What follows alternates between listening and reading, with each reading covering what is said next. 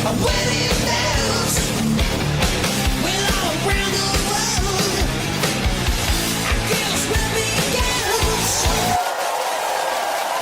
children, let's take our seats. Yeah, baby. We'll do it live. Yeah.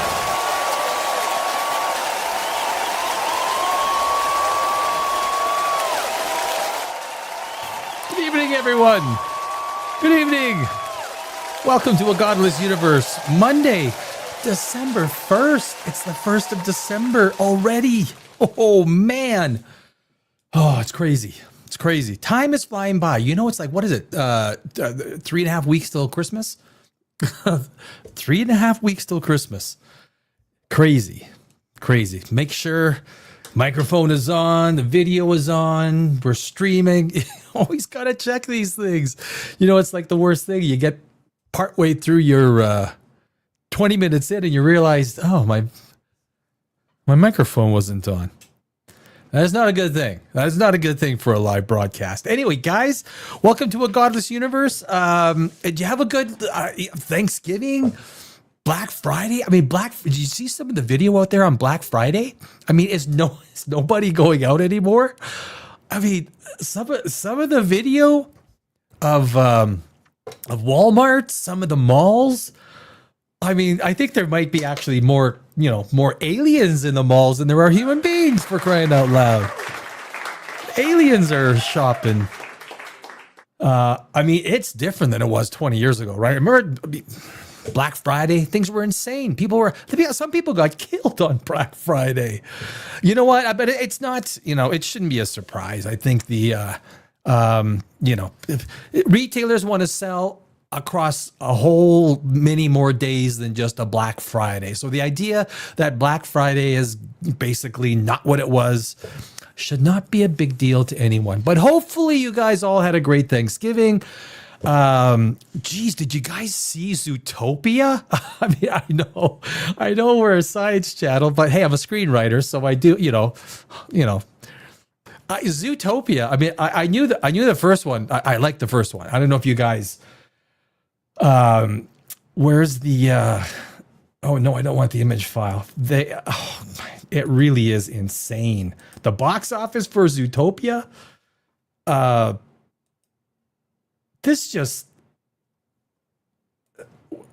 $556 million over 4 or 5 days. I mean, Disney. Why is Disney making Marvel movies when they're just screwing that up? Mind you, they pretty much screw up most of their movies. So I guess this is, if Bob Iger, Kevin Feige, or Kathleen Kennedy, just don't let them be involved, and things would probably be okay. It's true. You don't need a weatherman telling you how to write a script. No offense, Bob Iger. But you probably don't know shit about writing a screenplay. Or, is Kathleen Kennedy? I don't know. Does it matter? Because we are debunking the frickin' aliens today, brothers. Debunking the aliens. Or actually, I should be laughing. People still think, there's still people out there, yes, it's true, that think that aliens exist. There's a lot of people. Right? I mean, how many of your friends believe aliens exist and they live amongst us? It's like, what was that with Samuel L. Jackson? Was Alien Invasion? When we learned how he gets the eye patch, he gets scratched by a cat. Fuck off. I mean, if anyone watched Alien Invasion because they thought it was good TV, you're probably enjoying The Witcher as well, I guess. Stranger Things, that's kind of in our ballpark, right? Stranger Things with, very sci-fi, very. I watched it. You got to be a fan because that was a shit show. I mean, that was slapping shit together. Stacking scenes together that were like, okay, can you just stop for a second, take a break, make a little bit of pacing, let the story breathe. No. There are six six girls that are the secret to everything. Then we found out at the end, William was the secret to everything. Before we found out there's a new super powered girl, stronger than 11, who was the secret to everything. I think. I don't know.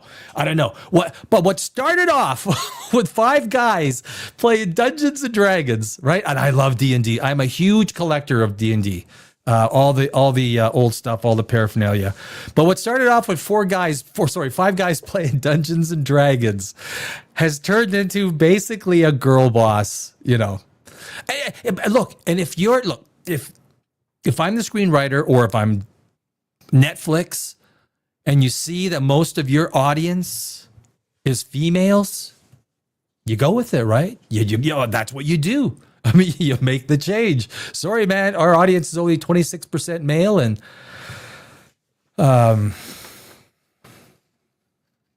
do they measure transgender on that? I don't think they do, right?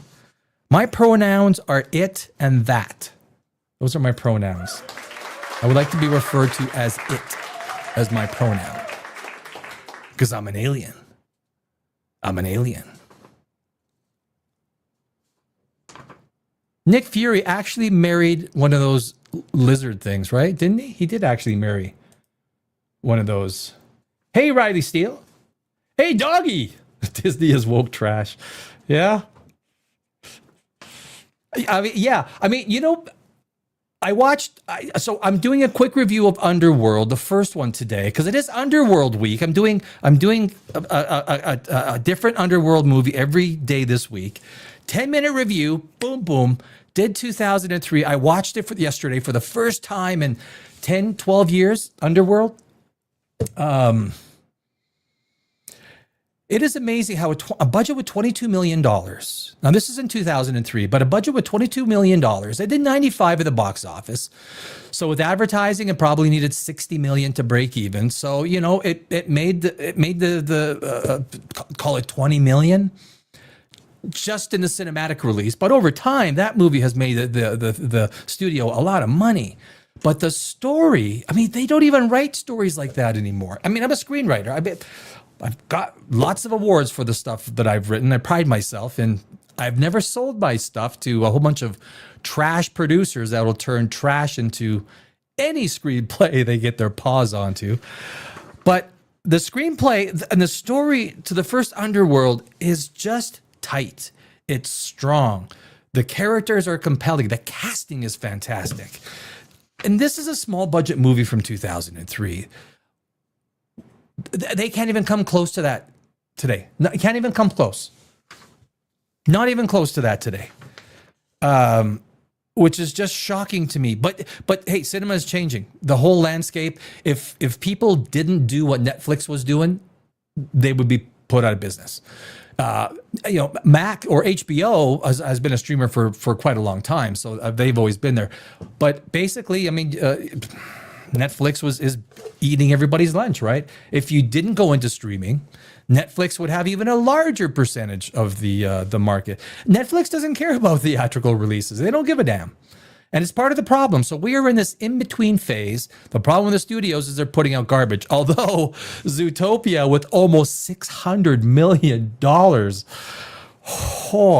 like the first Zootopia. I did. I mean, they're freaking cute characters. I don't give any credit to Disney, any credit to Disney on that, like Disney as in the because they princessify everything. They basically go for 25% of their audience. But guys, I just released an Event Horizon video. Do you guys watch Event Horizon? I think I would. Oh, so I finished the video. I released it yesterday, and it's doing really well. You know, hey, I'm a small channel. I just started not too long ago, and a lot of my videos are getting a lot of traction. So I'm really happy about that. And I had so much fun making the Event Horizon video because the lore for Event Horizon is kind of sketchy, right? You don't get too much of it. There's a lot that people are able to sort of project based on what their own ideas are. But if you take a look, being an absolute science nerd, you know, I love anything about universe and space. The idea, the concept, I like the concept of a gravity drive, right? The only thing that really bends space and time is too much mass or too much energy in a point, right? A black hole.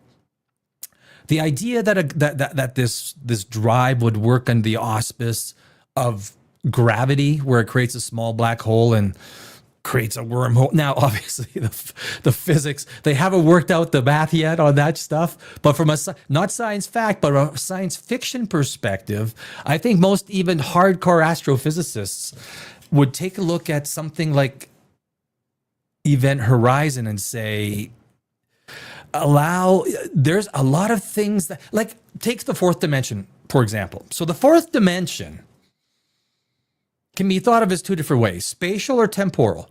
Einstein, with the theory of relativity, had three spatial dimensions with one temporal, which is time being the fourth dimension. Now, in a spatial fourth dimension, time is not the fourth dimension. That's a tesseract, right? Basically, you have in a cube, you have everything coming at 90 degrees on each corner. And then, of course, we cannot show a fourth dimensional object here in the third dimension, but a fourth dimensional creature would have a three-dimensional shadow, right? The ideas that you can manifest through multi-dimension. Now you go to the fifth dimension. Depending on whether you decide that or want to review that dimension as temporal or spatial, is going to change how that dimension is going to work. Now, if the Event Horizon fired up its gravity drive and it, instead of opening up a wormhole, it actually went through multiple dimensions and somehow got to a dimension. I mean, you could in a really weird way, think of a dimension where suffering, and not in a hellish kind of a way, but in a very torturous kind of a way, you could see how other dimensions, because theoretically speaking, there could be no limit to the type of dimensions, or just because we have our universe is set under a whole different, these certain physical laws and reasons for existing within a three-dimensional spatial framework. Is it so far-fetched that there is a dimension that is more premised on some sort of suffering? Now, the crazy thing about Event Horizon, some of the scenes that they actually put in the first edit and it went to the studio, apparently it was so grotesque, it was so vile, it was so disturbing. The studio execs asked for it to be removed. They asked for all the negatives, all the film, everything from those scenes, and they destroyed it. They actually destroyed it.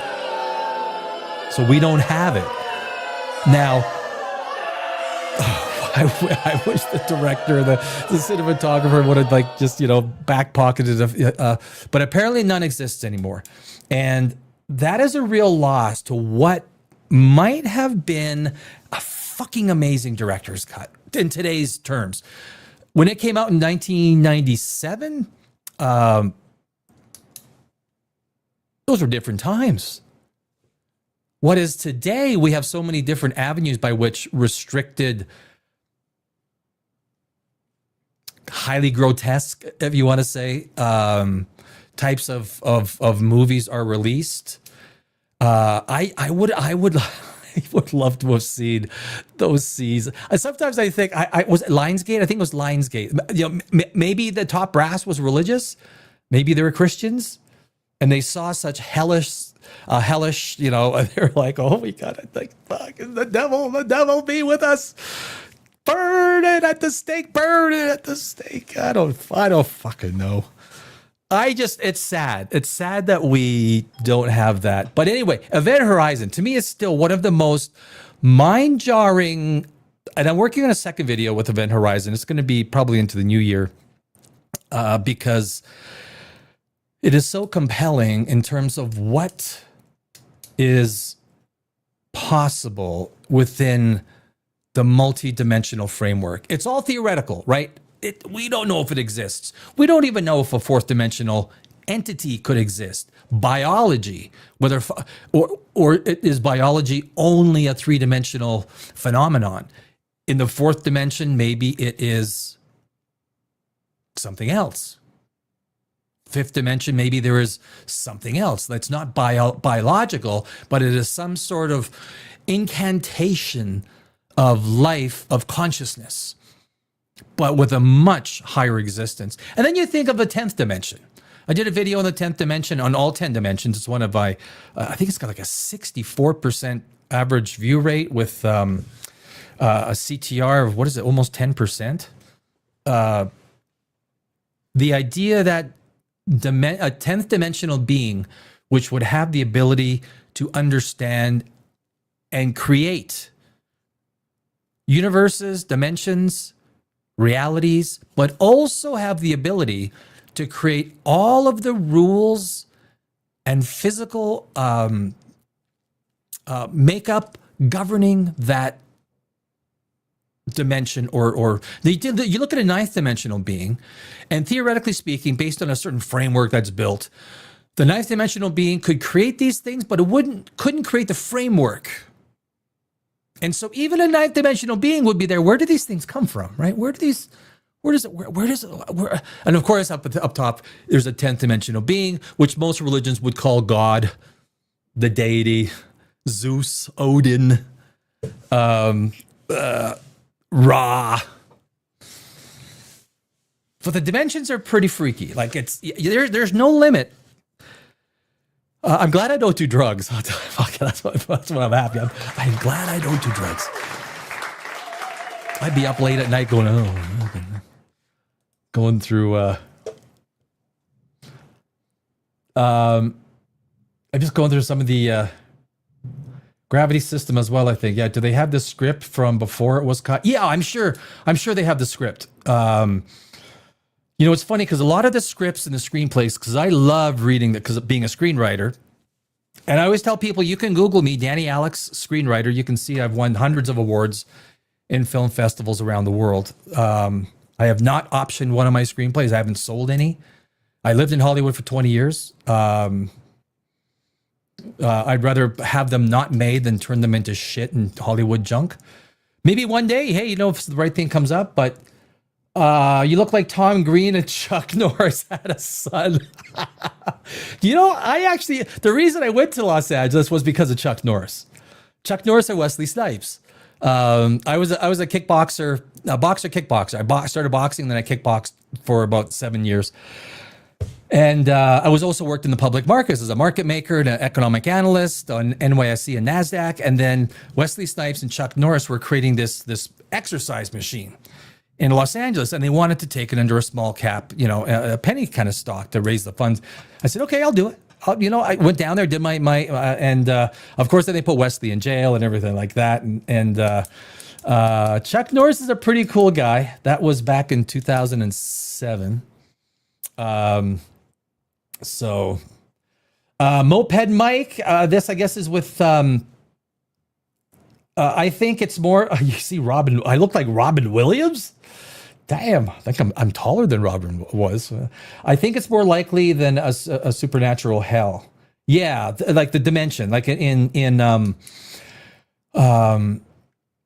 event horizon. Yeah, that it's probably it's like some sort of a dimension. I think describing it as a hell. I think in the video I described it as hell-ish. I didn't want to call it hell or suggest that it's hell, but that it is some sort of a dimension of suffering where, and that's not too far-fetched, where we wouldn't understand the reasons for its existence or why it exists in the realm that it does, but relatively speaking, the suffering that we have is basically premised on our own human nature, right? So, Gioelia Acula. God, some of you guys got these crazy names. I can't pronounce that. That was an English major. Gioela Ocacula. He was 45 years old with a very fine face, rather pretty eyes, but a revolting mouth and revolting teeth. Wait, who are we talking about? A small but shapely ass and a 5 inches. What do you? I don't even know what that is. That Robin Williams? And Zach, have you guys, you know what, Zach, what was that series he did with 16 episodes on Prime? It's still worth watching, rewatching. Baba Hotep, you still messaging that? No. Oh, geez. Probably parts of the current universe revolve around suffering. Yeah, well, I mean, yeah, that's there certainly is suffering, at least in this part of the universe. The one thing you have to realize, and I think we take everything for granted. I don't know if anyone is a student of history. I am. In university, I took antiquity. I took a lot of history. I love the medieval times. Greek, and I love Greek. I mean, basically, the Greek culture is the foundation of the entire Western culture, and understanding history is such an important part to understanding our future. And to think every culture that we've built since the beginning of humanity has collapsed. I mean, the Greeks basically collapsed. It was Alexander the Great that basically brought to us the Hellenistic period, right? Which is the foundation. I mean, Alexander the Great had so much to do with our current world structure and our thinking, because basically he was the Hellenistic. When he passed away, and then all of his generals basically took up and Rome expanded and took that culture or that way of society, merged it with theirs and took the best parts. But to think that our culture isn't going to fail, even just the Kessler effect. You guys know the Kessler effect, right? The idea that all the satellites, gravity was a great example, right? Where you have so many. Elon Musk is approved for how many? 46,500 satellites? How many does he have? 48, almost 50,000 satellites. That's just what's his not Neuralink. Every time I need a name. When you go live, like I say, when you go live, you lose 20 IQ points. Man, I tell you, I probably lose about 22. Like, what the hell? But he has a pro. Now you think of all these satellites and the debris, and it only takes a small little piece to cause a chain reaction. Now there's different orbits, right? There's low Earth orbits, and these orbits go way out to hundreds of thousands of kilometers. But I did a video on Kessler effect. I'm actually doing another one because there's so many things associated with the Kessler effect that will put us back to the Stone Age. It will put us back to buggies and wagons. Yeah, mule. Yeah, that's where we're going with the Kessler effect, or the Kessler syndrome. Some will say the Kessler syndrome. Right? That's it's scary. If you haven't heard of the Kessler syndrome, believe me, as more and more satellites go up there, they literally track every little piece of space junk, and it is a mezzanine, a deluge of space junk that is in. We're not putting fewer satellites up there. There was a new South Korean satellite that was launched every week. Someone else is throwing up. China's putting up. Bezos is putting up his Oort cloud. Not the Oort cloud. What is it? I forget these names. They all. He's putting up just like Elon Musk, right? A series of massive. How many satellites can our Earth handle? Because all you need basically is a mathematical situation where one satellite hits another, and then mathematically, based on the amount of debris that's created, that debris goes, and mathematically it becomes a certainty that the Kessler syndrome creates a situation where there's no more satellites in space. Because I don't know how you clean up all the different orbits of Earth. I guess eventually it falls down. But some of this stuff is going to be up there a long time. So we may be We may be the authors of our own demise in ways that a lot of us may not even perceive or understand or even know exists. So it's, do you guys, I've done this before. Do you guys know what size this shirt is? Look at this shirt. I just got this today. How big is this shirt? What in the frick is going on with the world? I'm just under 5'9", 210 pounds. Yes, I work out. I go to the, this is a 2X. This is a freaking 2X. Why am I clapping that? That should be a laugh or something. But this is a 2X. If this was a 1X, like I say, I'm 5'5", just below 5'9", call it 5'9", okay. 210 pounds. 2X barely fits me.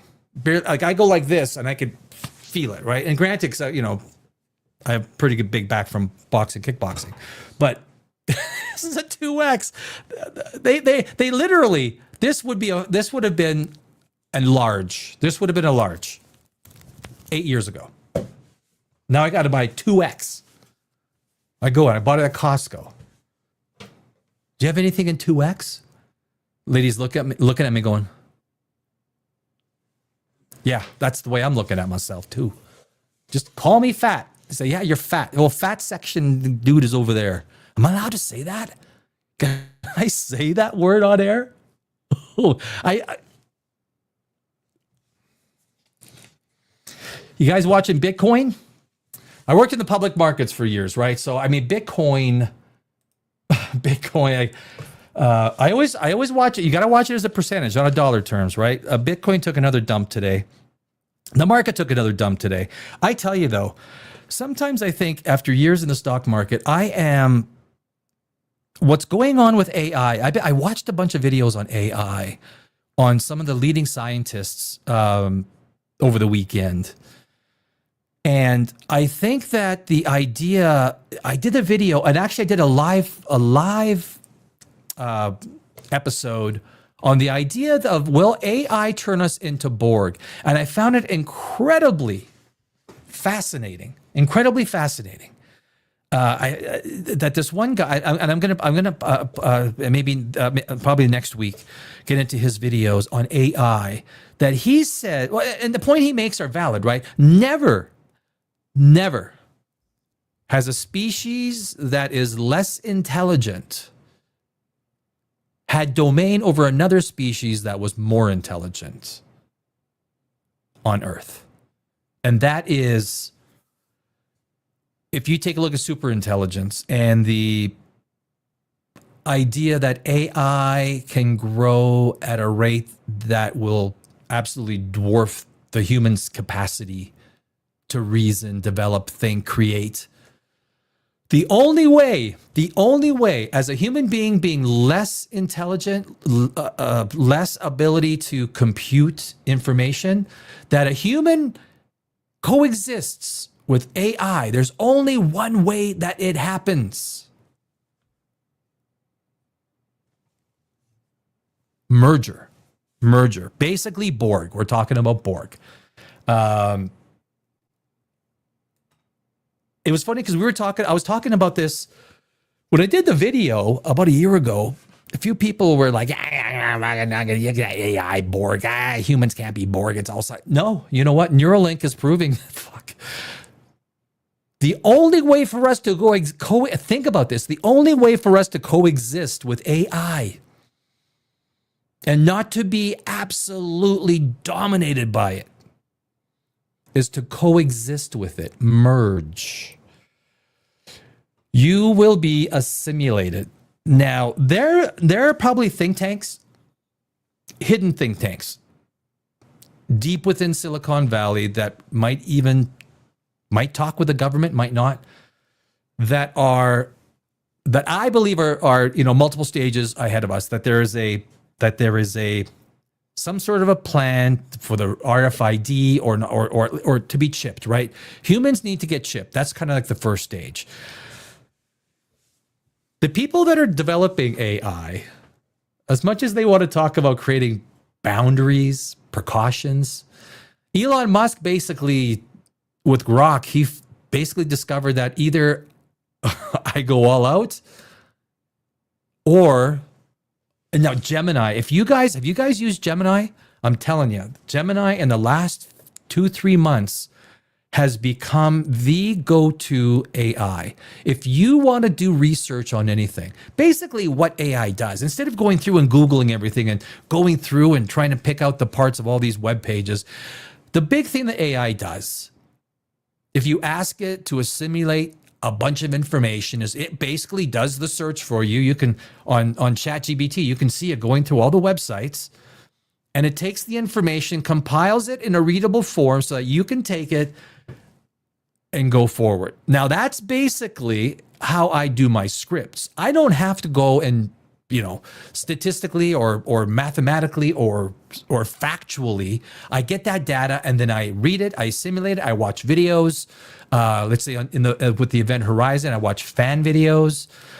I mean, the reality is, there's me, and then there is undoubtedly going to be so many more people that are more intelligent in one area or another than me. So for me, this is a learning experience. I watch and I learn from what other people say. If you don't do that, well, you're an idiot. There's no way that you can have the faculty of ultimate intelligence over a few hundred people, right? The hubris for that would be, so we have to learn from the people around us. But what we will be doing, and I think it is a matter of fact that we will be inorganic computer chips. Inorganic computer chips will merge with organics, our brains. The electrical signals, the technology will be advanced to the point where the electrical signals of organics and inorganics will merge to be seamless. It'll probably cure things like nerve damage. People that are in wheelchairs will probably, that's nothing but a massive thing for everyone like that, who has any sort of paraplegic, quadriplegic nerve damage. I think that's probably just on the cusp of being, few years, I don't know what that answer is. But if we don't merge with AI, there is no situation where less intelligent beings have dominated. There's also I don't know if you've seen like the artificial neurons, where they create these artificial neurons and they double it on an algorithmic scale. It eventually gets to the point where it mimics life. It eventually gets to the point where it mimics the complexity. What you start to understand is perhaps life is a set of random choices to the point of trillions. We have 86 billion neurons in our brains, all connecting and zapping, and we're basically electrical energy, right? It's anyway.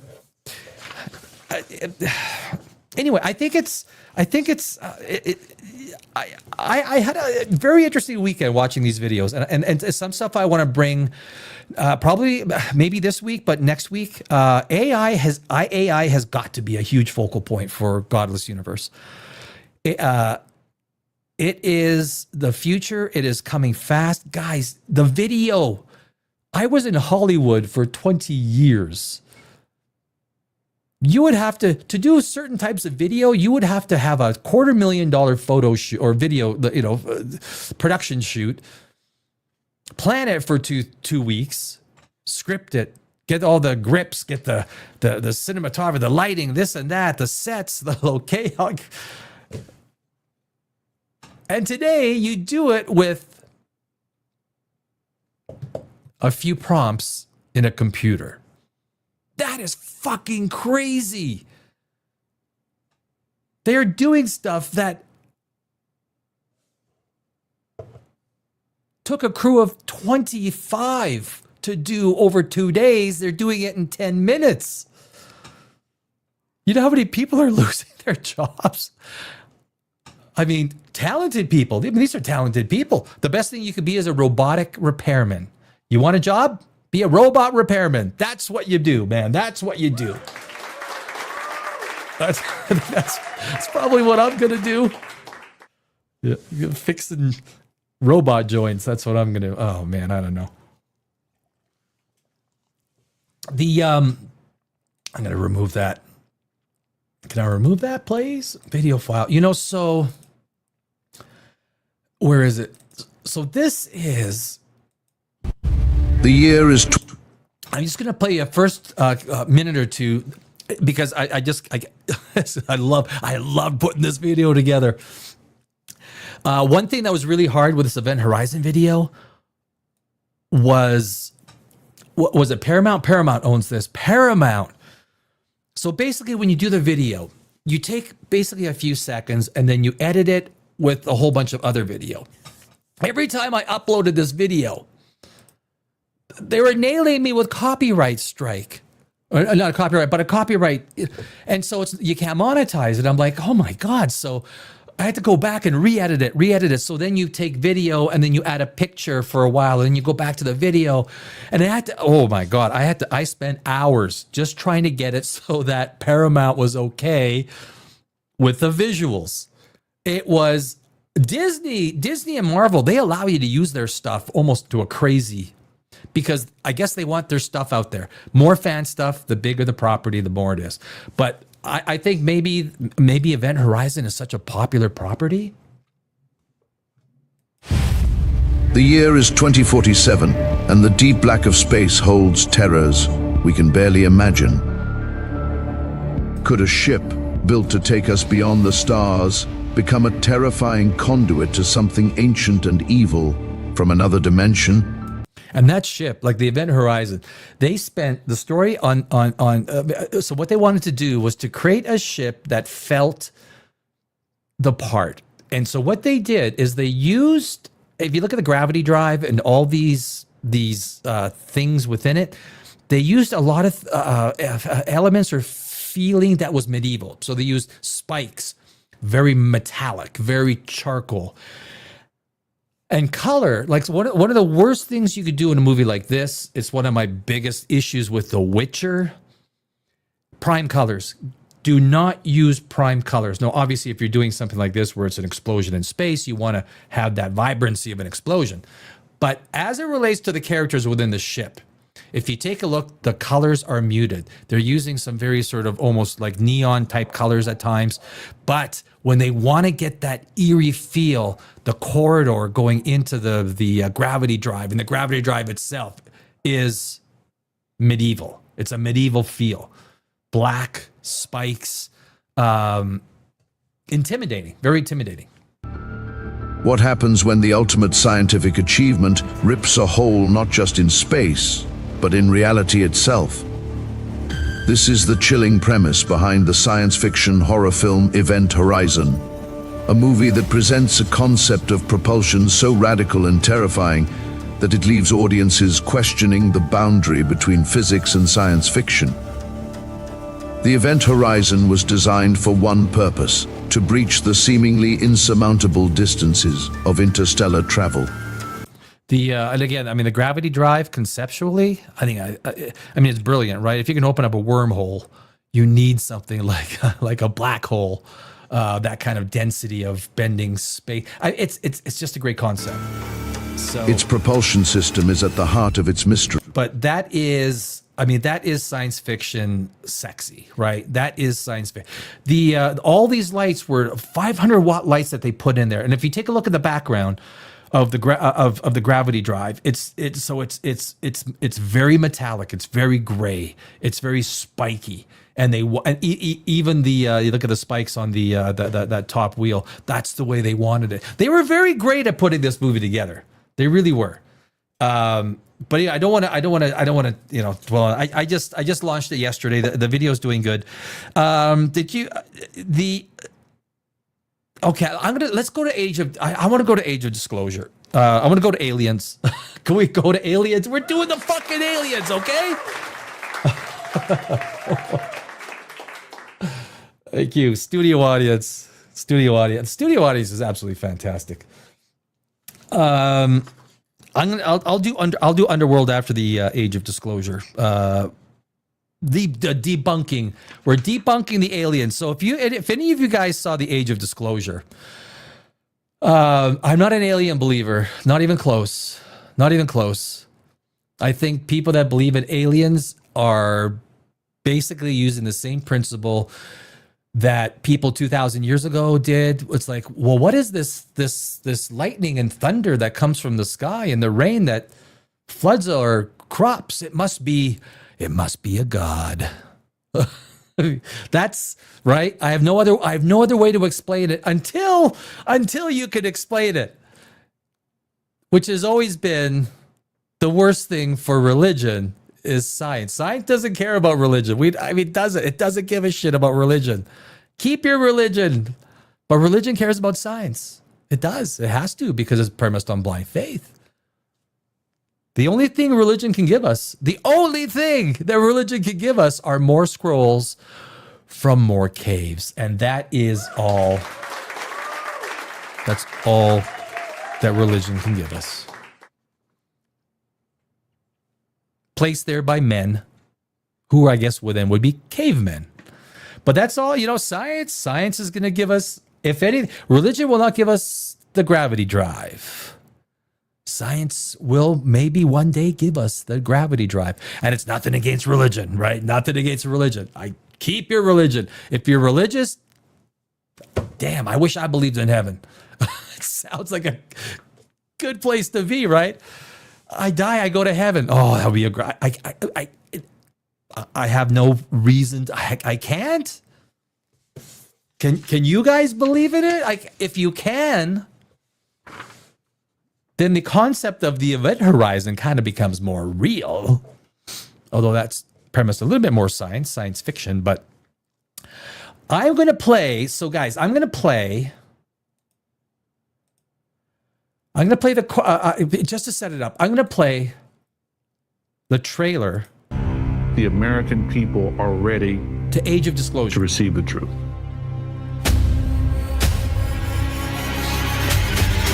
Humanity is not the only intelligence in the universe. Humanity is not the only intelligent species. We are absolutely not alone. Non-human intelligence exists. UAPs are real, they're here, and they're not human.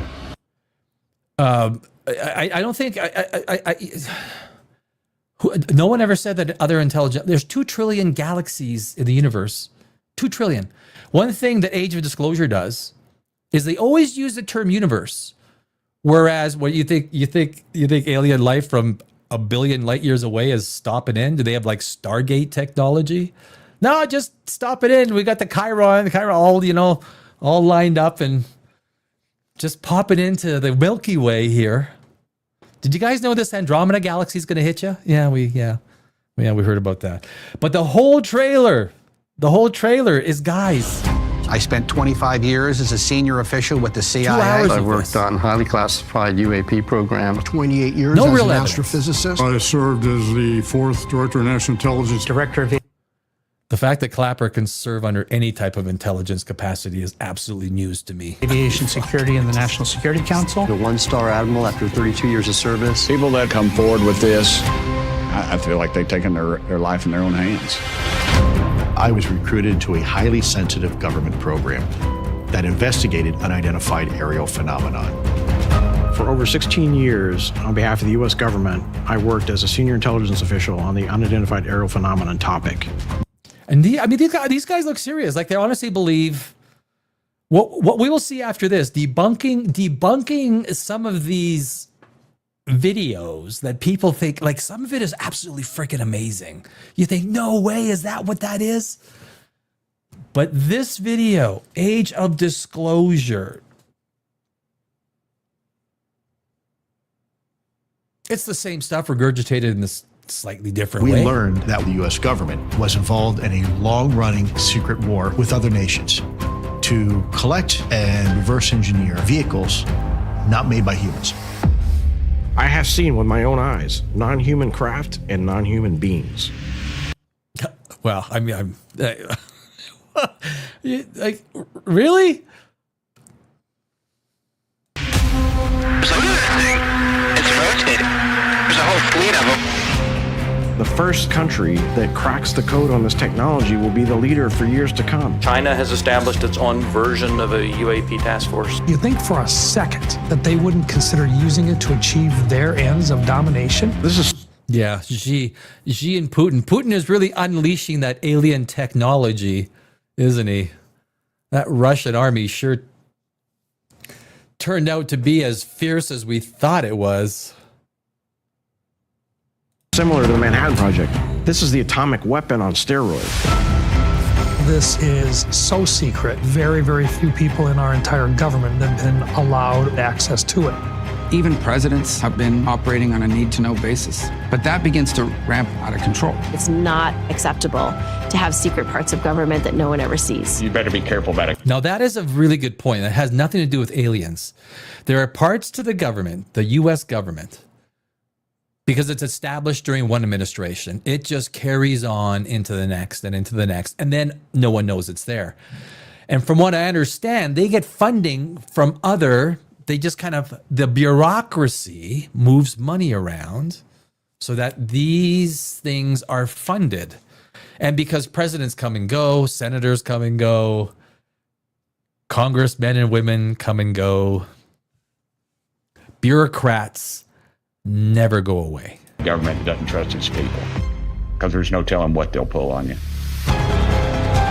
This is the biggest discovery in human history. You had information being locked away that could change the trajectory for species. It has so many beneficial impacts, including clean energy.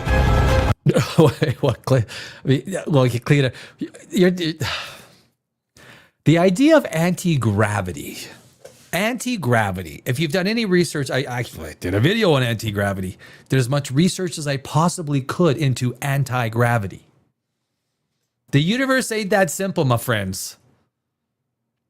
You don't just throw a saddle on a freaking black hole and say, giddy up, because we've mastered anti-gravity. So we're going to take this ton 618, because we've mastered anti-gravity. Really?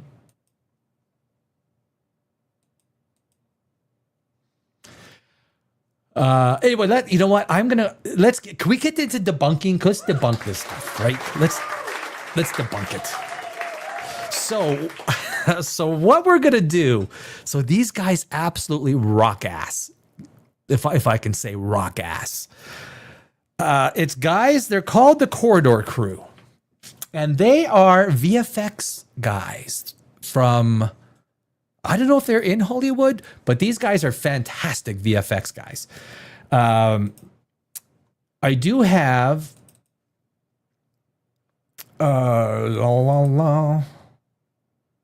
Gentlemen, please don't. The link is in the description. I want to make sure, like, if you guys want to see what these guys do, it's absolutely freaking awesome. But basically, what you're about to see is some of the most compelling UFO video that you would say, oh my God, that has got to be, that's the proof. That's the mother lode.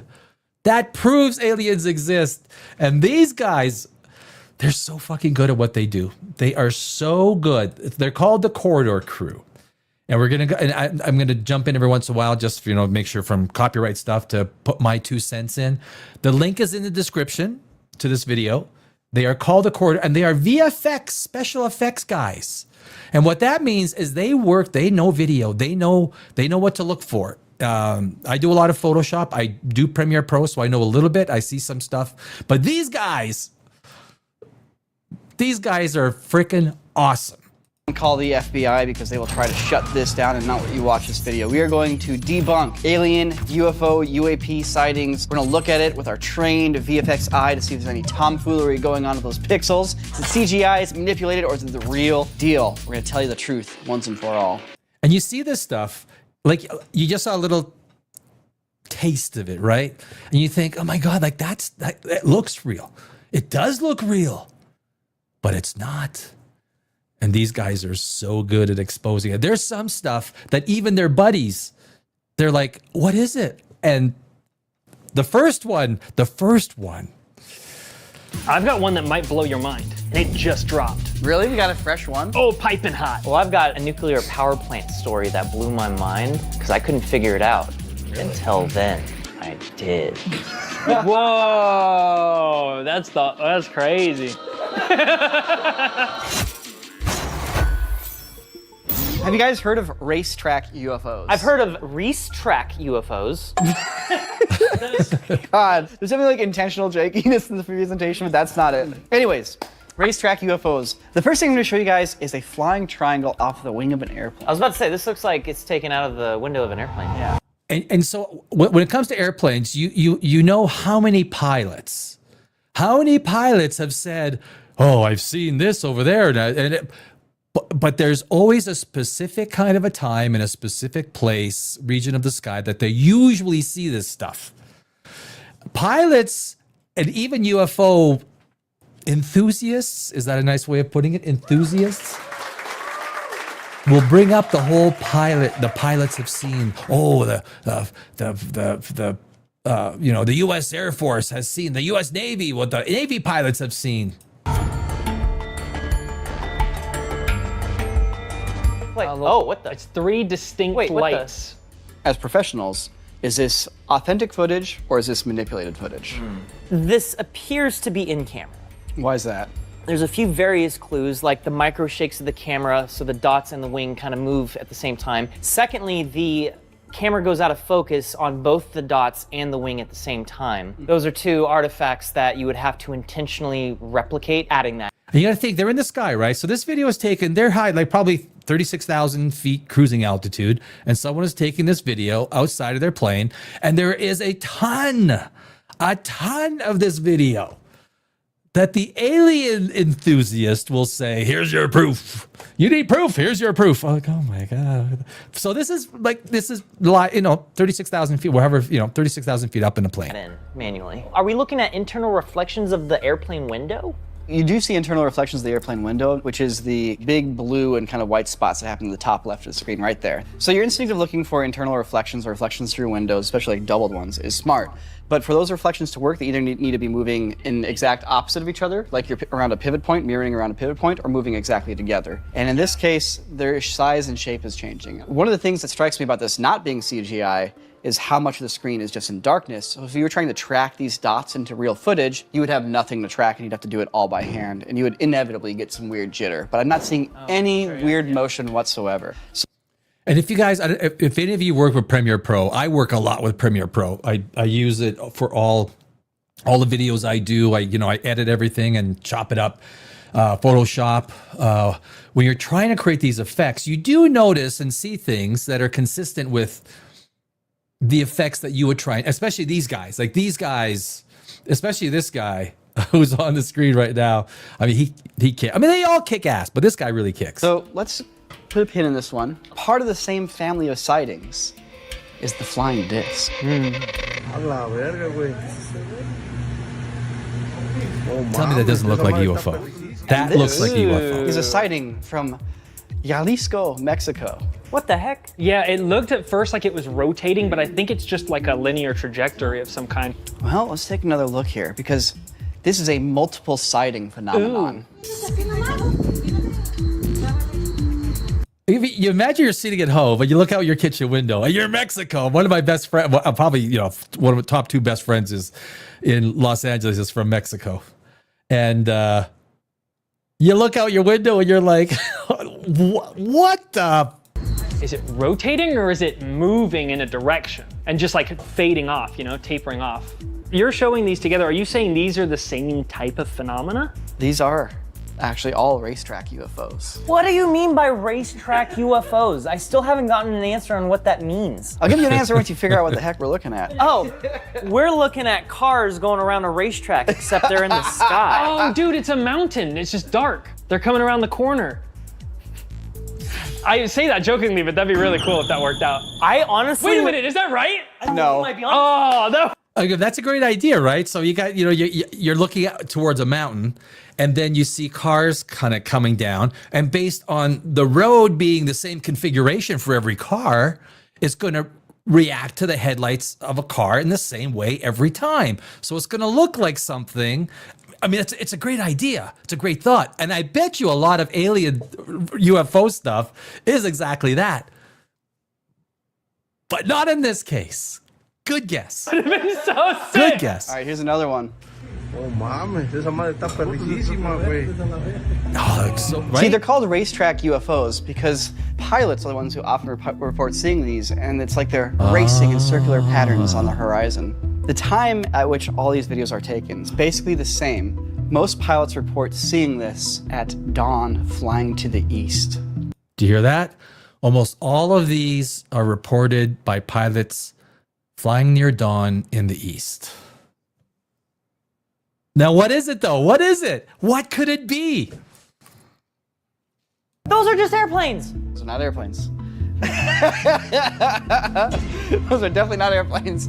So a racetrack UFO is another way of describing a satellite when it's catching the sun from behind the horizon at that exact angle where it glints and then shines a light to a viewer as they're standing on the Earth. No fucking way, right? No way. And there's proof. There is proof that that is exactly what it is. It's not just speculation. It's just not like, like the alien people. It's like, oh my God, I must be a fucking alien. We're going to be attacked. Yeah, I think Disney did a TV series called Alien Invasion on that one.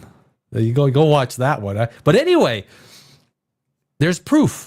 He has proof that these are satellite reflections. And we can demonstrate this really well, actually, using the couch as planet Earth. And would you mind turning on the flashlight on your phone? Of course. And putting it, say, on that chair? You think of like a Starlink satellite, a lot of them oriented facing the Earth. And as it's coming over the Earth, and I'll see if I can ping you with a glint. Can I get you with a glint? So as they come over the Earth, they go, shwing. I don't know if I got it. There's an exact angle where if you stand on the planet, that little flat satellite will perfectly capture the sun and glint it off that satellite and right into your eye. And it's a very small area of focus, which leads to the satellite going dark, very bright, and then going dark again. The reason pilots report seeing it to the east when they're flying to the east is because as the sun is rising, those little satellites are coming over the horizon of the planet, catching that little glint, moving out of the way. Okay. I mean, that's... Of all the explanations, like you think those look like alien craft, right? But that's not even the evidence. That's not the evidence to the explanation. The evidence is still coming up. You think, oh, well, that doesn't really prove it. Which means, going back to the first example, it looks like they're just rotating. They actually are going in a line because they're literally this constellation of like a dozen or so. You look at, you see that up in the sky. You're like calling Will Smith and like, I think we got an alien invasion here. So, no. Chill out. Here's what it is. Those satellites in a line, and they're going through that small zone where they're reflecting light one after another. So there's a couple really interesting things in these different viewings. First, let's talk about the spinning disc one. First things first, if you actually spin a disc and you have points on the edge of that disc, the points will appear to get closer together at the sides of that disc when you have perspective coming into play. This is crucial. This is so important.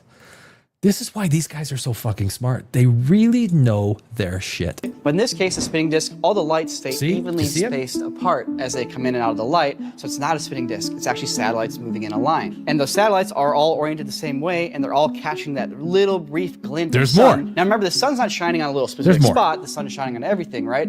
They're just angled in a way where that reflection lines up to your eyeball for only that brief moment of time, just like I demonstrated with my phone here. Now, what you are seeing here is 3 different satellites moving in 3 different directions, and it's just by chance. That's crazy. That they happen to all catch the light, be oriented the same way, and make a little triangle. That is crazy. Do you have any more proof? Proof. So Mick West has built this tool called SitRec, where you can position yourself and you can see the satellites in a live flight pattern, recreating the moment that you've seen. That's cool. For all these racetrack UFO sightings. Whoa. So there's the triangle happening in the bottom right corner. There's the position where it was filmed, and And there's the video in the top right corner. And so we're seeing when they would actually be catching light. So those flares that you see there, like the big fuzzy balls getting bigger, is the actual program showing you when the glint will be happening based on the satellite's orientation. Isn't that crazy? That's crazy. I love There's it. so many people convinced they're seeing Fucking love UFOs it. from all the satellites that are catching light.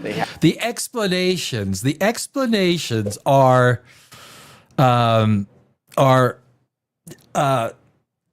average person wouldn't even have the inclination, the understanding, the knowledge, the perceptive boundaries by which they're going to even conceive of anything like this. Oh, honey, look up in the sky. Oh, don't worry, honey. That's just a reflection of the satellites coming in at a pre-dawn basis when the corridor crew fucking rocks. Had to build this tool to effectively disprove everything. And you can see a great illustration here of like the satellite catching the light, reflecting into the pilot's eye. Boom, flare, and then it's gone. Wow. Right? Yeah. Basic oh, baby, geometry. that's debunked for sure. Basic geometry. Debunked!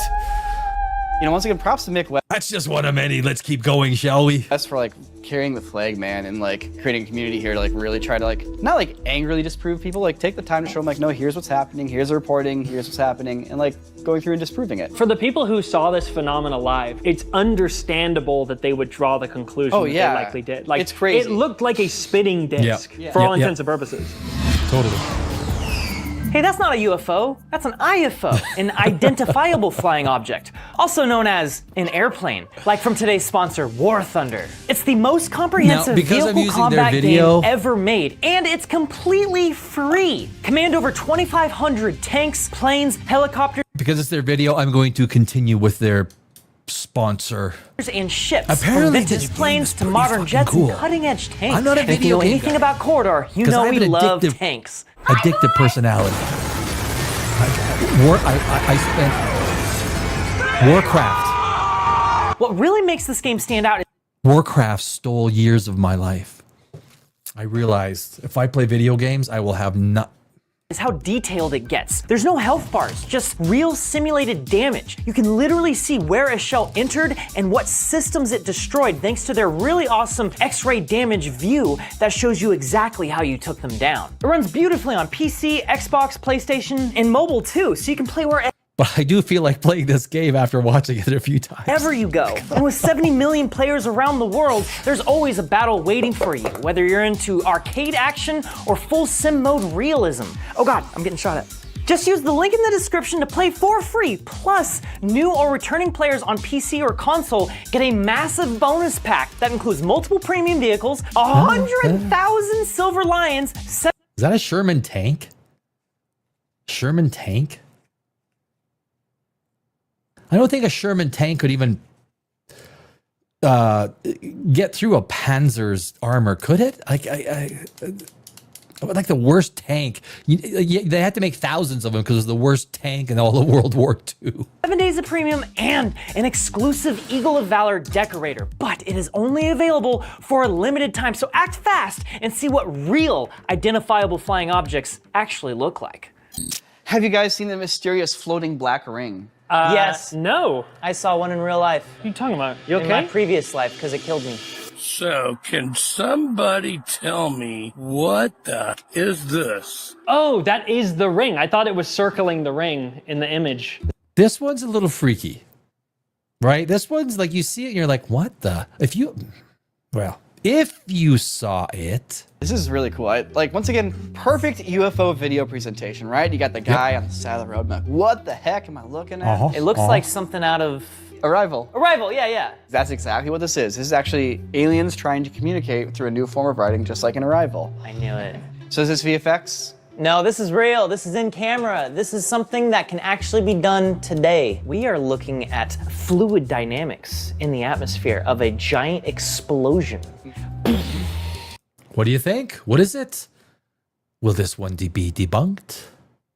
What is it? And then it just turns into smoke. But as it's rising, because it's very hot, it starts swirling. You get the same thing with bubbles underwater. And here's an example of that ring being created in real life. Yeah. Not a bad idea. I'm watching this. Not a bad idea. That is cool. It's crazy how it got darker though as it kept going up. what you're likely seeing in the other clip is a I think Gandalf made one of those, didn't he? Or no, he did the ship, and then Bilbo did the hole, and the ship went through the hole. But I guess if you're a wizard, you can do that kind of shit. transformer popping. Oh, yes. Yes. In fact, there's a clip here from shortly after it popped in India, There you go. I think, and it has the exact same effect. How do you not, to a simple mind, to a mind who was not, let's say, technically inclined, how would you explain something like that to them? Here's the thing, you know what I just thought of? If you're gonna fake a UFO video, you should totally take one of these ones where real scared people are filming real unknown phenomena, just track it. Because it's always the motion that gives it away, right? It's like so intentional. Do this. No, you're right, because other people would also be like, hey, what is that? And like looking at it. Yeah. And this one like nails that. It's a really neat phenomenon, and now you guys know what causes those mysterious black smoke rings that you see all the time in the air. Hey, you guys want to watch the ghost one? Well, it wasn't as impressive as anyone thought, so. Watch a ghost story. I know this is UFOs, but you also look at But it looked impressive. a ghost clip on the website. A woman and her cows and her dead grandparents and her 9 dead cats. And we debunked that on corridordigital.com. It's low-key kind of amazing, too. Yeah. It's a great story. But you can only watch that. Do you guys believe in ghosts? I mean, really? I mean, I don't. I have tried so hard to believe in ghosts. I've put myself in situations to be attacked by one. I've had girlfriends tell me, well, they're not going to attack you because you want them to, so they're not going to. Like they go to like ghost school. Like when you die, you go to ghost school. What do you want to be? Well, I want to go back to the corporeal world and like scare humans. Like, oh, okay, well, you have to go to school for that, and you have to understand that you can't attack people who don't believe in you. Oh, okay, well, it doesn't fucking make sense. Okay, yeah. That one on corridordigital.com. There's also an app. Search our name on the App Store. It's only $3.99 a month. All right. Orbs. Orbs. Orbs. I'm about to show you a real Okay, guys, this is a big one. Orb. Oh. Remember the Booga? Was it the Boogosphere? The Boogosphere? Oh, yeah. Oh, this is a good orb right Orbular. here. Look at this. You could make an HDRI with this orb. Are we looking at a visual effect, or are we looking at something in camera? This. And that's the first question you have to answer, right? Is it a visual effect or is it in camera? Like, is it VFX or is it actually something that happened and they filmed it and it was a fake? Could be a visual effect right now. There's something that's hitting me about the shot. There's something that's bumping me. And that is the keyframed handheld nature of it. It might not be. It could be stabilized lens, but oof. Yeah, Boy, it's does it those feel. sharp linear keyframes. But yeah, I mean, are they trying to maybe stabilize in a brute force way? Although, you know, the second that you take it into a program to affect the video, already you've added some stink to the pile. If you look at the black crane stink. on the left, you see that highlighted line from the This is actually really important. I think, and this is where these guys are so good at what they do. sharpening filter. You see how big that white line is? I don't see that same kind of sharpening. I didn't notice it until he mentioned it. I mean, maybe if I had the original video and I was, dig deep and find something. It's such a good point. Such a good point. Artifact on the orb. There's a small piece of black something that's effectively the same size as the orb, and yeah, look how much sharpening artifact is on there. Yeah. Not saying it's VFX yet, but it's definitely like ringing a few VFX bells. And the thing is, if this camera motion was added after the fact, then you don't need to do any tracking. You just plop it in the shot, kind of get the levels to match, try to get your sharpening to match, but maybe not quite because you didn't quite figure it out. And then you add your post-camera zoom, which is all like keyframed and moving around. So I'm kind of on the same page with you guys. I agree. I don't think this is real. I think this actually might be a visual effect. But next is an example that I want to get your opinion on.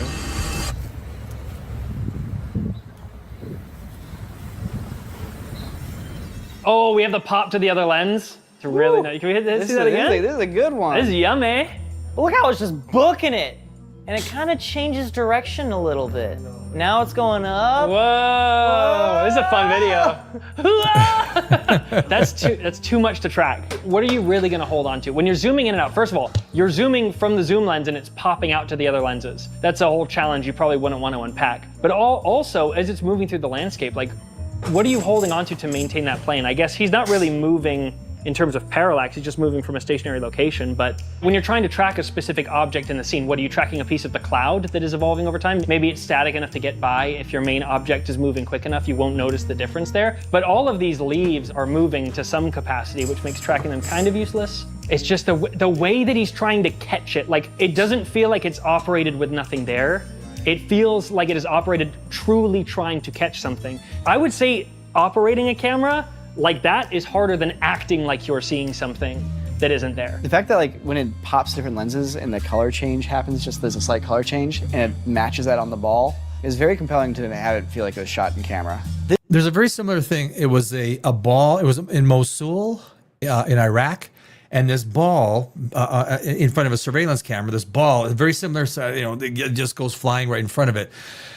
And basically what that is, there's is it a weather balloon or ball that flies low altitude? And basically it's literally, it was debunked very quickly, but it doesn't matter because the people that want to believe, they believe it and they will put it out there as being verified fact when it's the only thing that's verified is that it's debunked as being nothing more than, a balloon.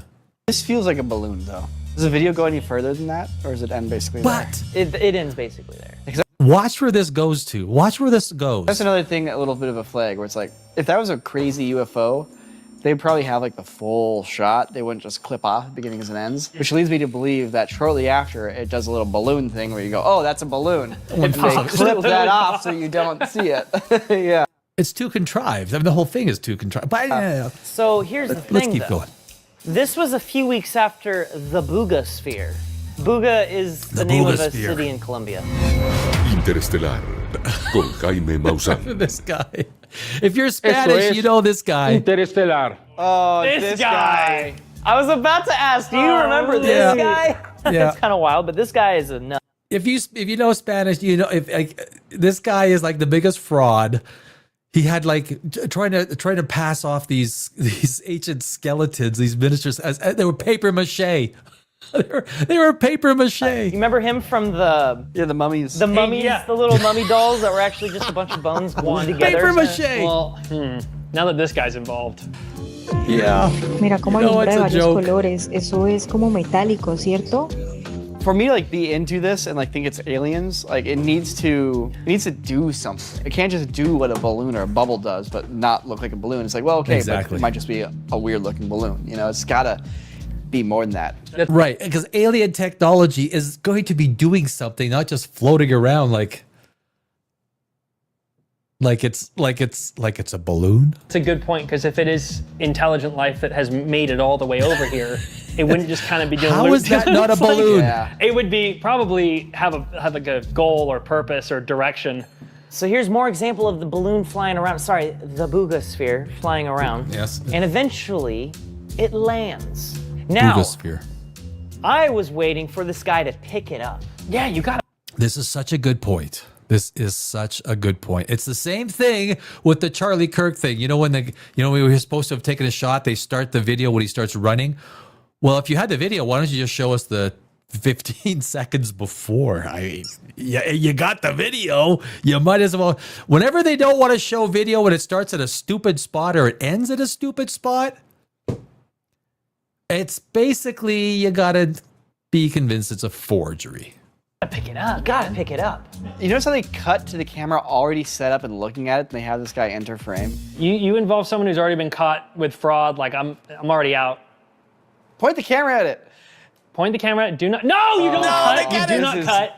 Now we're talking. The camera guy sets himself up first to get the shot of the guy walking in to grab it, but he can't bother to get the shot and picking it up, or the guy walking away with it. I'm calling it. That's a yoga ball. This is That's what a yoga they ball, found exactly. that fell out of the sky, supposedly. I skipped through a lot of this. This is a freaking 26-minute video, but he goes through some analysis. Apparently, it was cold. They're pouring hot water on it, and yet it is still cold to the touch. First of all, there was no pattern like that on the freaking balloon. We would have seen it in the specular. This is at the very least a hand-fabricated thing. This is not something you could just buy off of Amazon. Someone made this. Yeah, I mean, it's not even, you see nothing in the video. I mean, the one thing about, have you ever watched Spanish soap operas? I mean, Spanish soap operas are crazy. I mean, they are crazy. It is.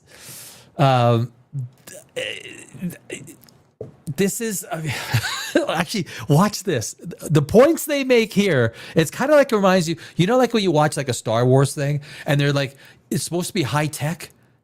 And so like in some of the Ray movies, and they're they have wires, right? You guys still use fucking copper wires and you're using hyperdrives, but you still use copper wires? Are you kidding me? You're soldering wires together and you guys got freaking hyperdrives? Oh my God. What are they doing? I know what those tools do. It's a soldering iron. Yeah. I paused and I was like, all right, that's a soldering iron, that's a power supply. Oh, magnifying glass here to flip it over. And she's pointing. You see it? I can see it here. Oh my. I hate this. A magnifying glass. This is so highly scientific. Like, oh my God. You put people in a white lab suit, you put some sort of face protector on them, and you give them a magnifying glass. I'm fucking convinced it's gotta be alien tech. Who could be so stupid? Who? Kind of stuff is obvious. It's so obvious. Yeah, he made his mummies out of paper mache. Cause that alone, like, I'm sorry, bro, it's over. If you find real alien footage, don't give it to him. It's tainted at that point. So the first one, probably digital. Second one, most likely real. But this one, I don't know what I'm looking at. Oh. Yo. Oh. That. Oh. Freaking orb. That looks like an airplane behind that. Yeah. Light. Something's following it. It's a helicopter tailing a sphere, according to the poster of this video. First question, is the second light added digitally? I would say no. I would also say no. Do you see how that smeary? Yeah, stretch and motion blur. I mean, look at that. That's immaculate. And you got that bright hot spot that even in same the motion blur streak. subframe motion blur. Yeah, you're totally right. Like, the detailing, that's not a linear motion blur. That has detail in it. So it's in camera. Could also be a second helicopter with its spotlight on. You clearly do not see any helicopter spotlight itself. If a helicopter's got a spotlight on, you can still see the cone of light from it, even if it's not pointed directly at the camera. Yeah, I don't really know what this is. And it's not doing anything like inhuman or like technologically advanced. So I'm not inclined to say it's an alien, but I don't think it's VFX. And I don't think it's just like another airplane. It's moving. It's moving almost exactly with the helicopter. My thought was right away that it has something to do with a movie production, something that is specifically because when you're filming something, you most often that you want it to be. You want the camera to be locked in with the whatever your thing you're trying to film. Because when you lock it in, then you can do a whole bunch of different effects around this thing. If in frame, this thing is moving around in frame, there's very impossible to do. That's how when people appear and disappear in basic frame shots, the camera is locked. It's locked into a frame. And because it doesn't change from one take to the next, you can add and remove things. This is what I saw in this one from my Hollywood days. Is that there's something that they're keeping something very steady in frame.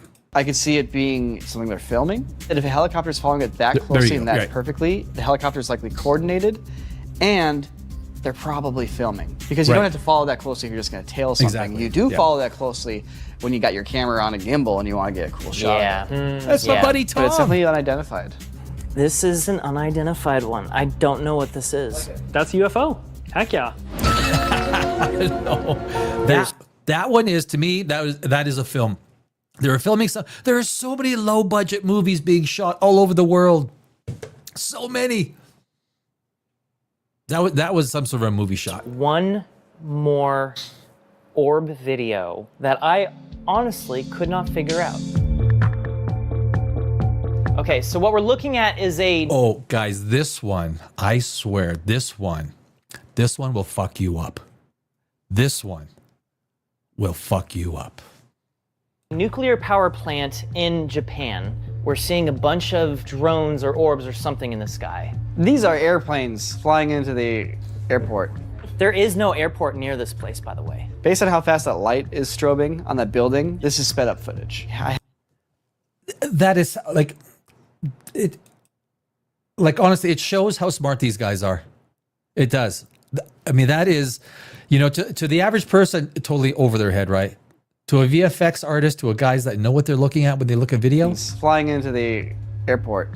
There is no airport near this place, by the way. Based on how fast that light is strobing on that building, this is such sped a up good footage. point. I have to be inclined to say Such we're a just good looking point. at airplanes.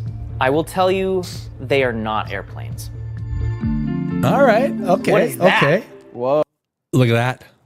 Look at this.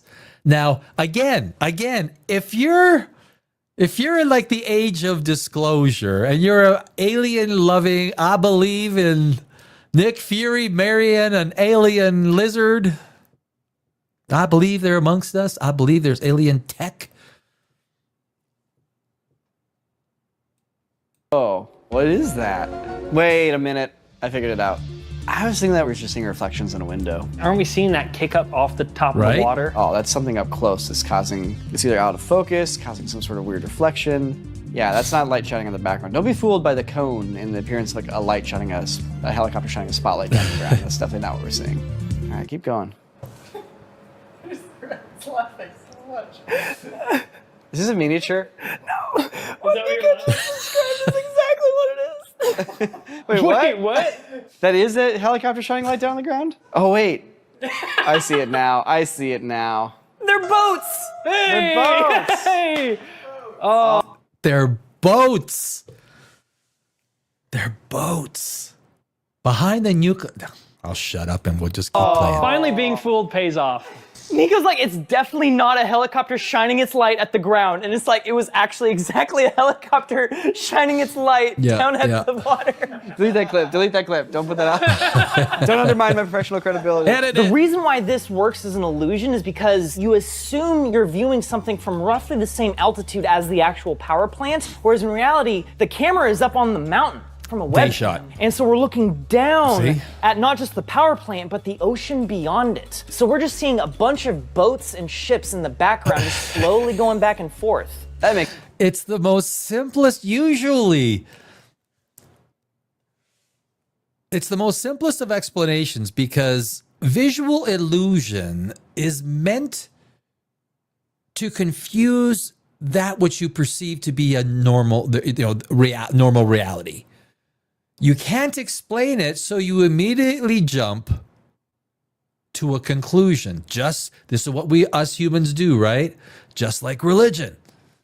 What is this thunder and lightning that comes from the sky? Well, it's Thor. It's the god of thunder, the god of lightning, the god of... or it's just the one god that has come to replace all other gods. Although I think we still have 6 or 7 main gods around the world, I think, isn't it? I'm not sure exactly. But it's very hard. If we can't explain it, we need to explain it right away. It's a UAP, it's a UFO, it's alien, it is alien tech flying within our atmosphere, motherfucker. Makes a lot of sense. It's just boats scooting back and forth.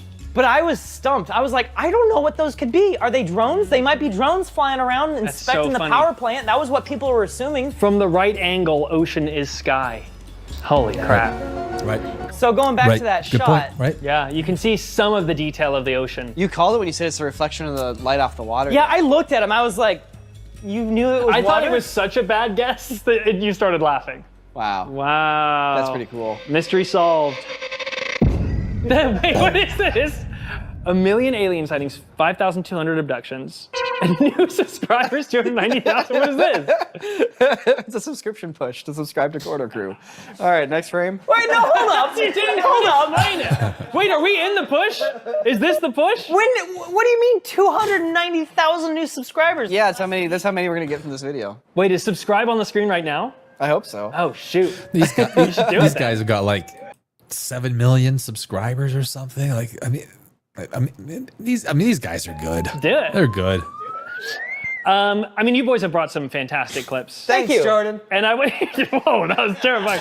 And I want to continue in that same vein. We'll start with the first clip here. And this is more of an appetizer for the group. Oh, this is a good one. Ooh. What This is a good one. the heck? Oh, they're big. Are those the getting spaceships bigger. from Arrival? Oh my God. Okay. Yes. All right. That's what's up. We're finally seeing some legit visual effects. All right. You know, they immediately know it's VFX. Immediately they know it's bullshit. And having done my own video stuff, it's pretty fun until it VFX its way out of there. Okay, so you guys think this is VFX? You're calling balloons. Yes. Easy. Okay, what makes this so stinking easy to spot? The hand of the animator shines proudly here when they animate those little things to zip up out of the frame in a way that I can just see the keyframes. I can just see the motion. Yeah. Also, a little smoke poof. Yeah. Color. Yeah. The white spots that happen. Apparently, I guess doing something. Wow. That's pretty cool. Mystery solved. Oh, sorry guys. I messed up. There we go. Quickly to it. Yeah. That's always a give, isn't it? It's too much of a straight line. There's not enough reaction around it. It's interesting you're talking about the reflexes because that's something you guys have tested on this couch before with Sam. And he told Nick what direction he was going and that he was about to go. And Nick was much slower than this guy. This guy has apparently, I guess, been watching these ships for a while with no indication that they're going to move at all, let alone. So basically what they're saying is you're looking at a stationary object. You don't know what it is. You don't know what it's going to do. And all of a sudden it zooms up. But with absolute amazing reaction, the camera moves up. When something moves out of frame that quickly, when you're looking through a camera, you're like, wait, where'd it go? What just happened? And they move so fast and so quickly with the reaction time based on where this thing is flying. It's a contrived scene. The whole thing, like with the little poof explosion and everything like that. I mean, when I saw this, I thought, oh, fuck, this is utter VF. But it lets them what direction they're going to move in. And for him to be so quick to follow is, he must be an F1 driver or something. No, the aliens are just broadcasting over their speaker and 3, 2, 1, launch. Yeah, to be fair, we don't have sound, so.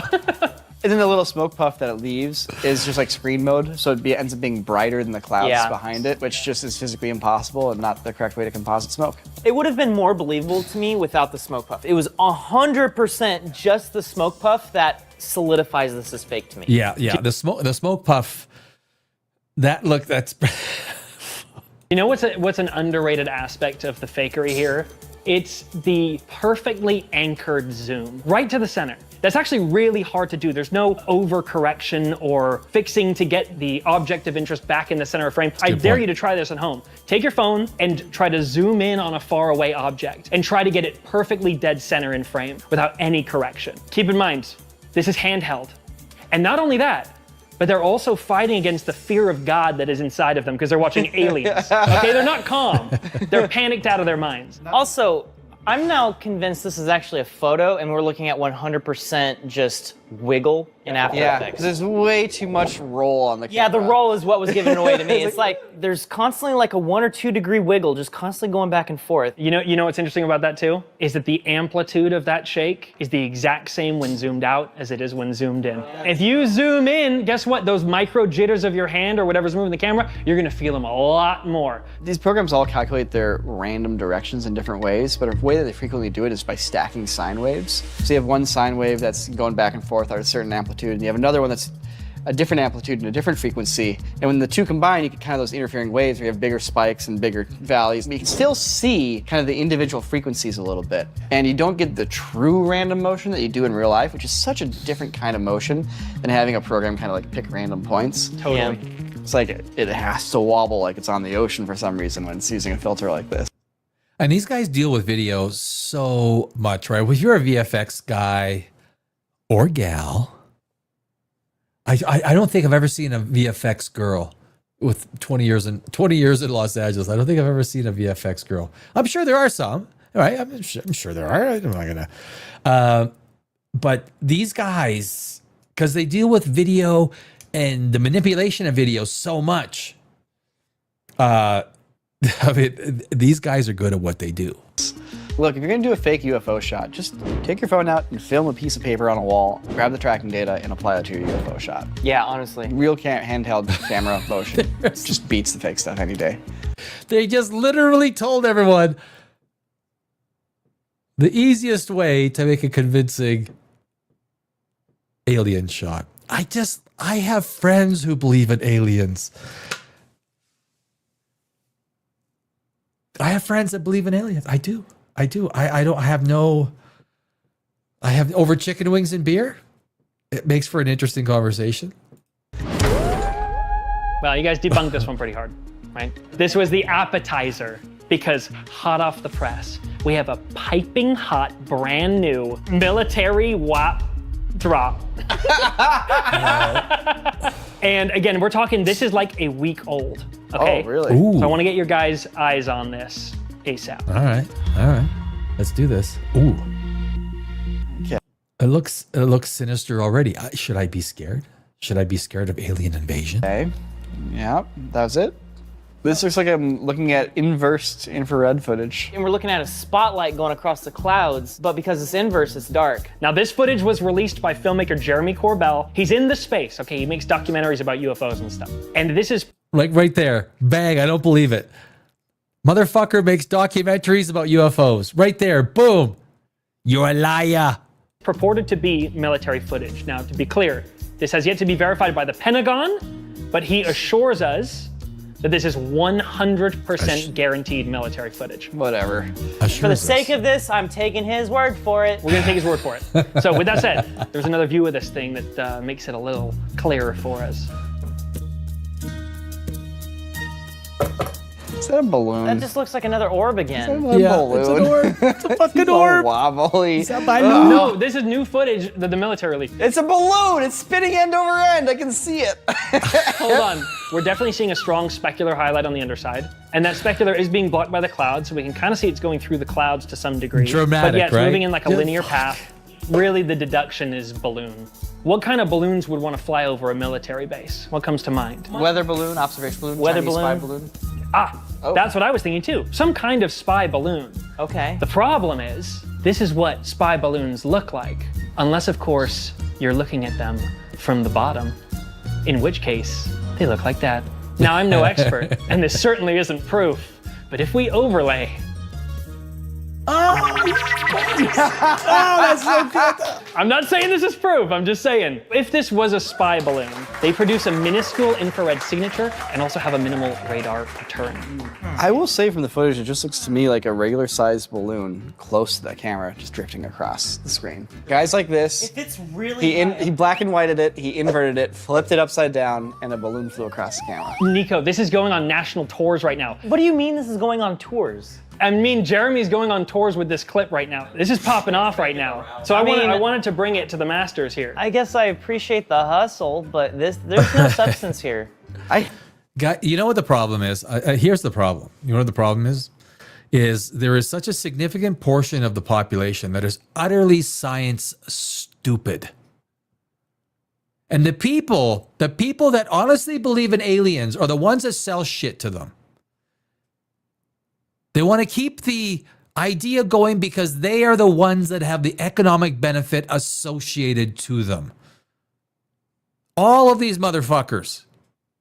That includes Avi Loeb, who's a dumbass. How the fuck does he have a job at Harvard University? I mean, who's got the most to lose from this alien thing being debunked? All these dumbasses that sell shit and make money. Some of them make a lot of money. The people that debunk this shit generally don't make money. They just debunk this shit. But the people making the money are like the people that make videos about Dogman and 3-Eye Atlas sending out 12 probes to attack Earth. Clickbait shit that I can't believe YouTube ain't been smart enough to get rid of yet. But I don't know. Who's got the most to lose from aliens not being real? The fake alien industrial complex that needs to sell bullshit to a lot of stupid people that propagate this blue ball we call Earth. Hate balloon themed hoaxes. I just want my balloons to be pure and innocent like they should be. I thought we had something here. Jeremy, I did my best. Damn fucking right, that's debunked. Oh, and that's the end of the video. I'm going to do a lot more of these guys. Yeah, no, these guys, the corridor crew guys, the corridor crew. Give them a big round of frickin' applause. The corridor crew are link in the description if you want to go look at the full video. We're going to do a lot more of this. A lot more of the debunking of the video stuff. We are the voice of reason here at the Godless Universe. Why? Not because we are godless. That has nothing to do with it. Because we are the voices of sanity. Sanity. Dr. Evil, sanity. So guys, that was fun. There is a lot more.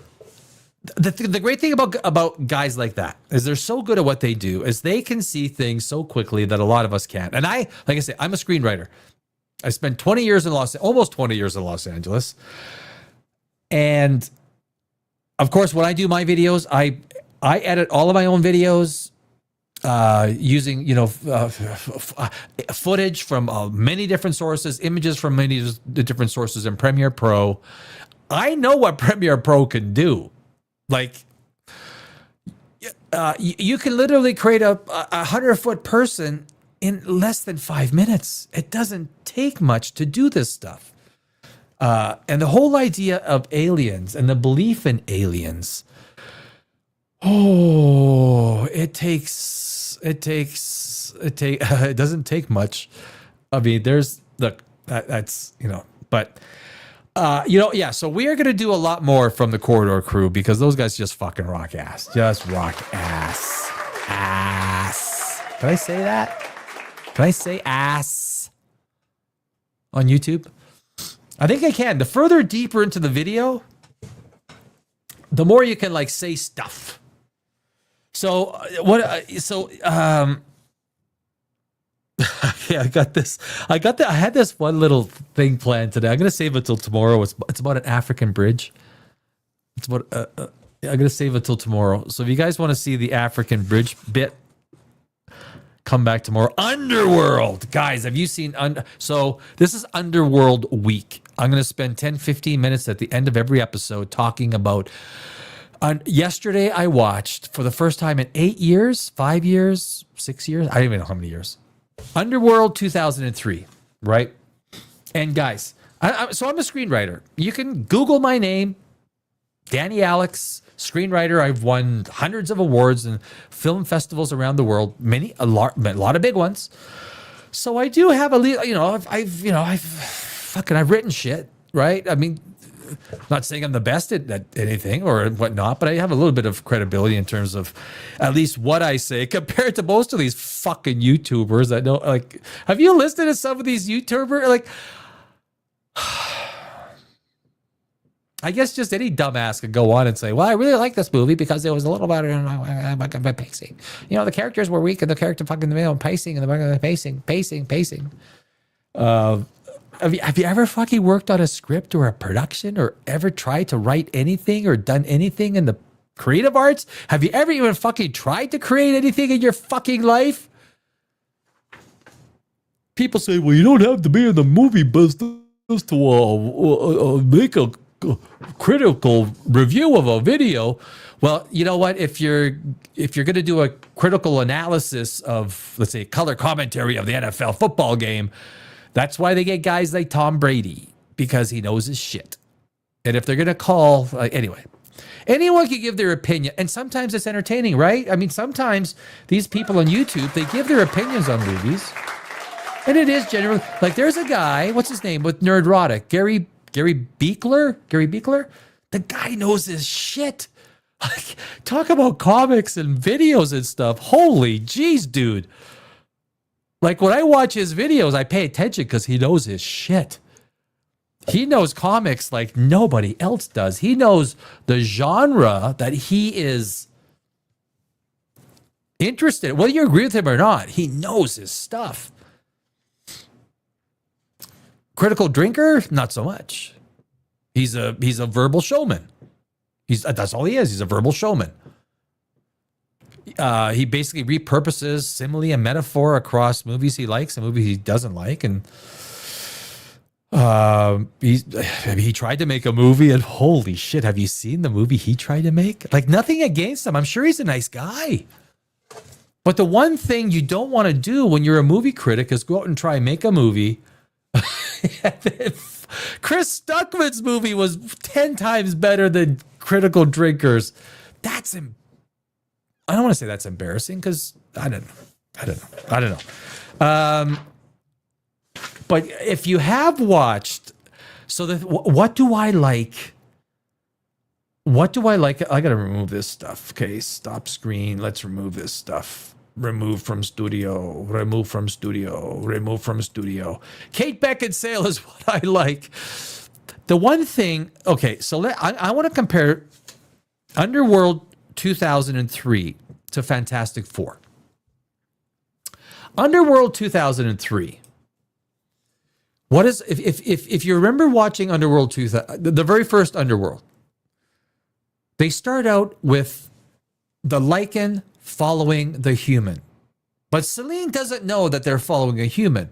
We are introduced to the protagonist and the antagonist in the same opening scene. The opening scene requires you to give a compelling narrative on the part of the protagonist or the antagonist. I say Tombstone often. What do we get? The cowboys go into a wedding, killing people. Why should we hate or fear these people for our protagonist? Because these people are willing to kill indiscriminately. And then what's his name? Johnny Ringo takes the gun and blows a hole right through the forehead of the preacher as he just finished recanting a verse from the Bible. It's fucking brilliant storytelling. The next scene we're given is a bottom-up look of Wyatt Earp, Kurt Russell. And then we see a guy whipping a horse, beating a horse. And then we see Kurt Russell, Wyatt Earp, take it, whip him. Does it hurt? Don't it? That's how we are endeared to this character. Whenever you save an animal, audiences like that character. Guillermo del Toro did it in Frankenstein. Anytime animals are introduced into a movie, it's not by accident, my friends. It's not by accident. Let's put an animal in there. For what reason? I want the audience to like my protagonist even more. Superman saves a squirrel. Why did James Gunn put in there Superman saving a frickin' squirrel? Because squirrels are cute and Superman spent all that time saving one squirrel. This isn't an accident. This is screenwriting 101. That's the problem with saving a squirrel. It's so basic. It's screenwriting 101. James, you're a fucking better filmmaker than that. I mean, that was so bubblegum plastic, you know. James Gunn is a much better screenwriter and filmmaker than what he put out for Superman. He is. He is.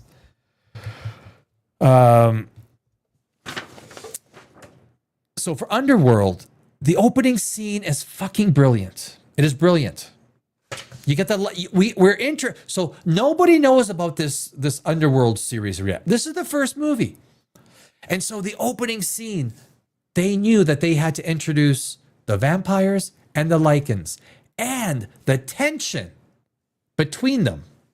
They had to introduce the stakes. They had to introduce the conflict between the two. And they introduced the main character, Celine, beautifully.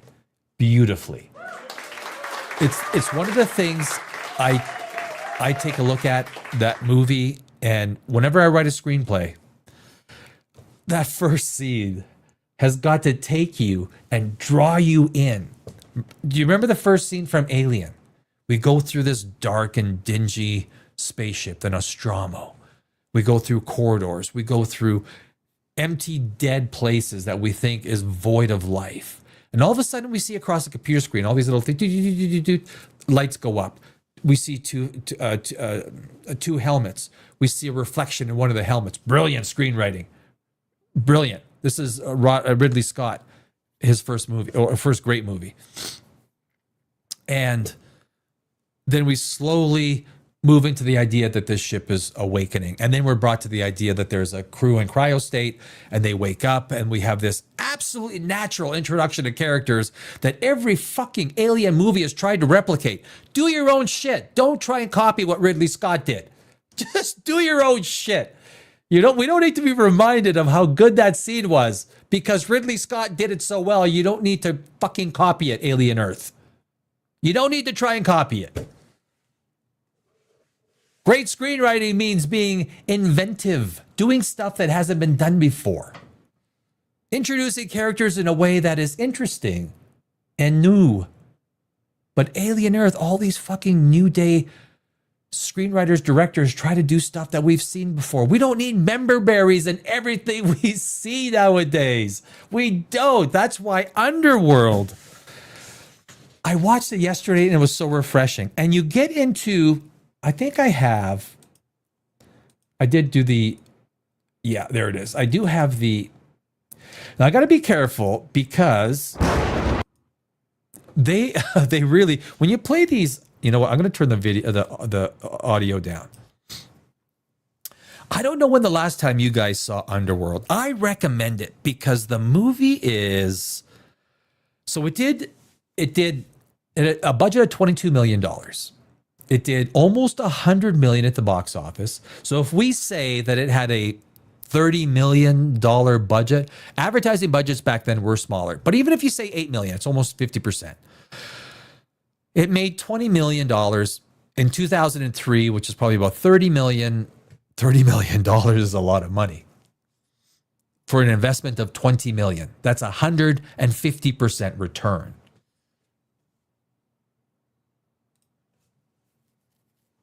That is a good return. But this movie produced 4 more films. And we got to see a lot of Kate Beckinsale in black shiny leather. There's nothing wrong with that. There's nothing wrong with that. But if you take a look at movies and how movies are constructed, I've seen so many stupid people do reviews of movies. They don't know what the fuck they're talking about. They don't. It's these bubblegum wrapped little fucking YouTube videos that are like, do you even know what the fuck? You're just giving your opinion. I really like this movie. I think when people watch a review nowadays, and I see it, give me some meat on the bone. Why did this suck? Why did the character suck? What didn't work? Why didn't it work, right? There are reasons why Underworld worked. The war itself had become more perilous. Look at the tone. Look at the colors. The tone is consistent through the whole movie. The colors are consistent through the whole movie. It's a black, white, kind of a bluish tint with a little bit of color sprinkled in. Now that is by design. That's colorization. That is a desire on the part of the film. I forgot what the director. Yeah, Len Wiseman. Right. Yeah. He was also the writer. But when you watch the tone and the world building, and Underworld was brilliant. It was brilliant right from the first scene. Consistency. We felt vampires. We felt lichens. The weapons had evolved, but our orders remained the same. Hunt them down and kill them all.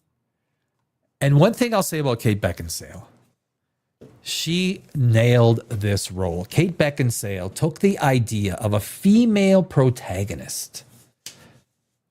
Unlike anything that's today, unlike Ray or who are all these Mary Sues, Ahsoka, the Acolyte.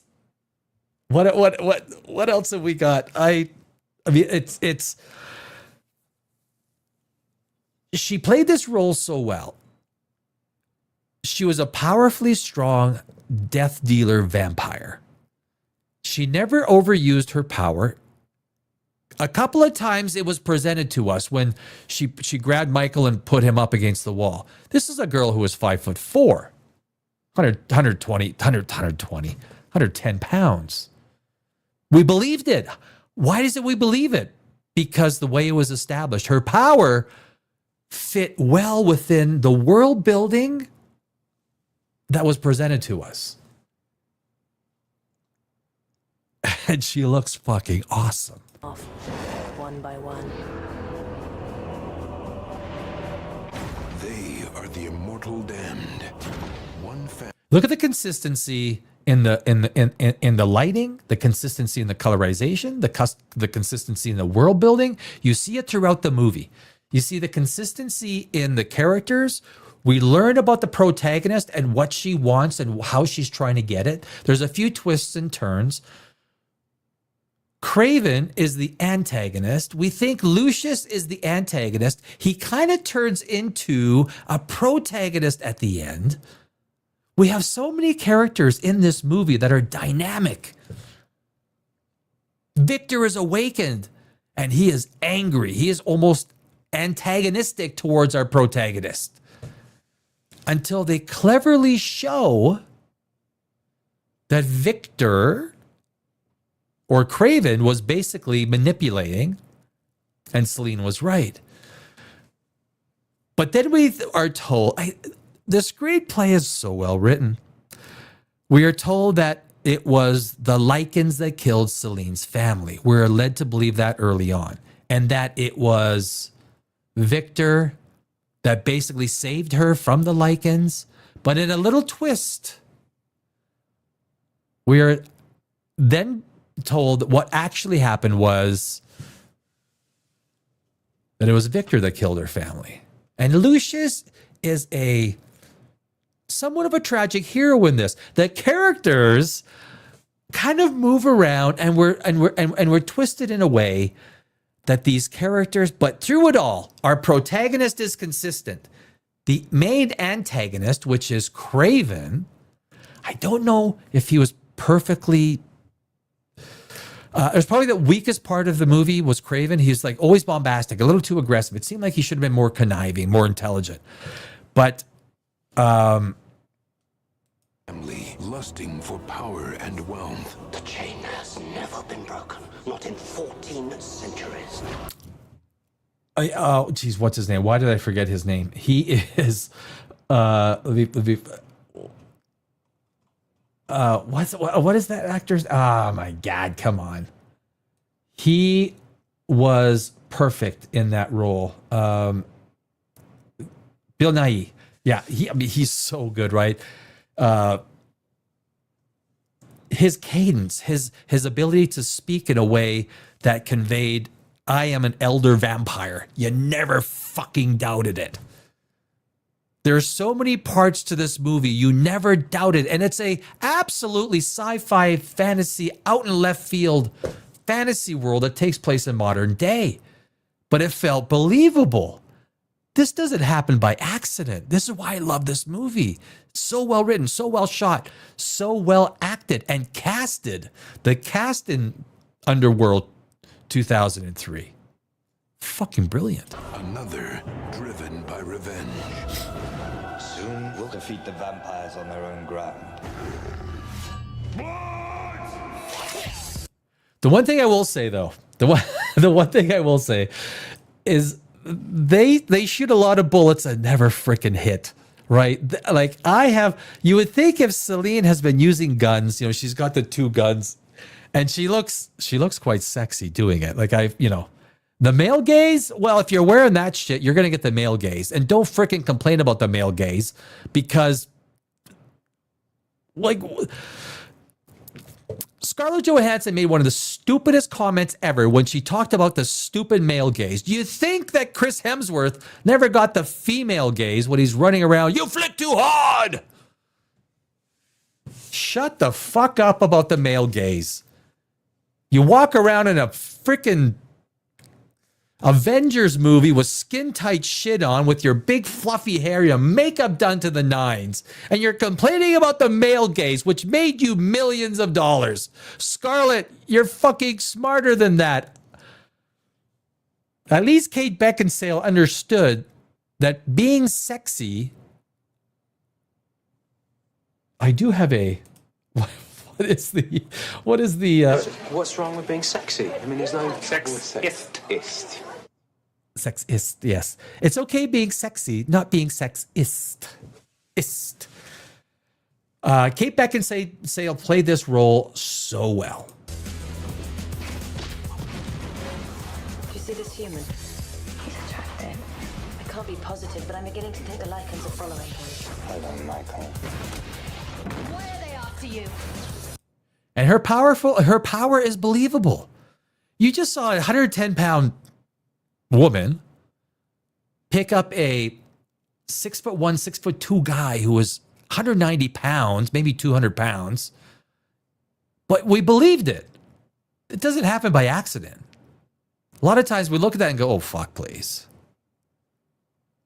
The establishment of the character and how they make it gritty real, and they don't throw her power out there to the point of being unbelievable. But one thing is, they're really bad fucking shots. They can't hit shit. With the amount that they practice using 2 guns and machine guns, they expel a lot of bullets just for one hit.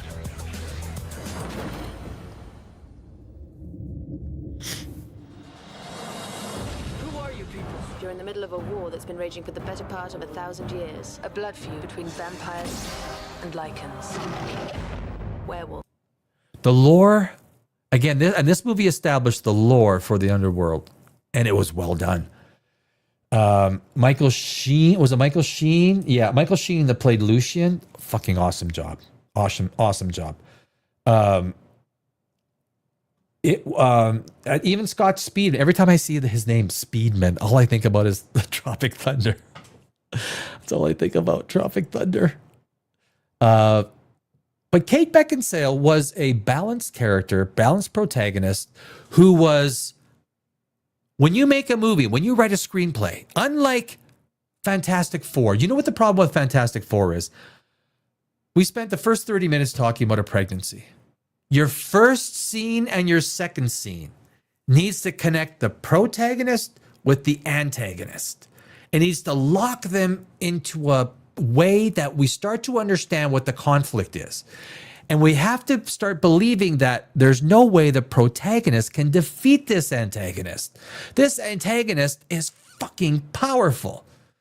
And then we get the inciting incident, which puts everything into motion. In Fantastic Four, the inciting incident is when Silver Surfer, the female version of Silver Surfer, which is fine.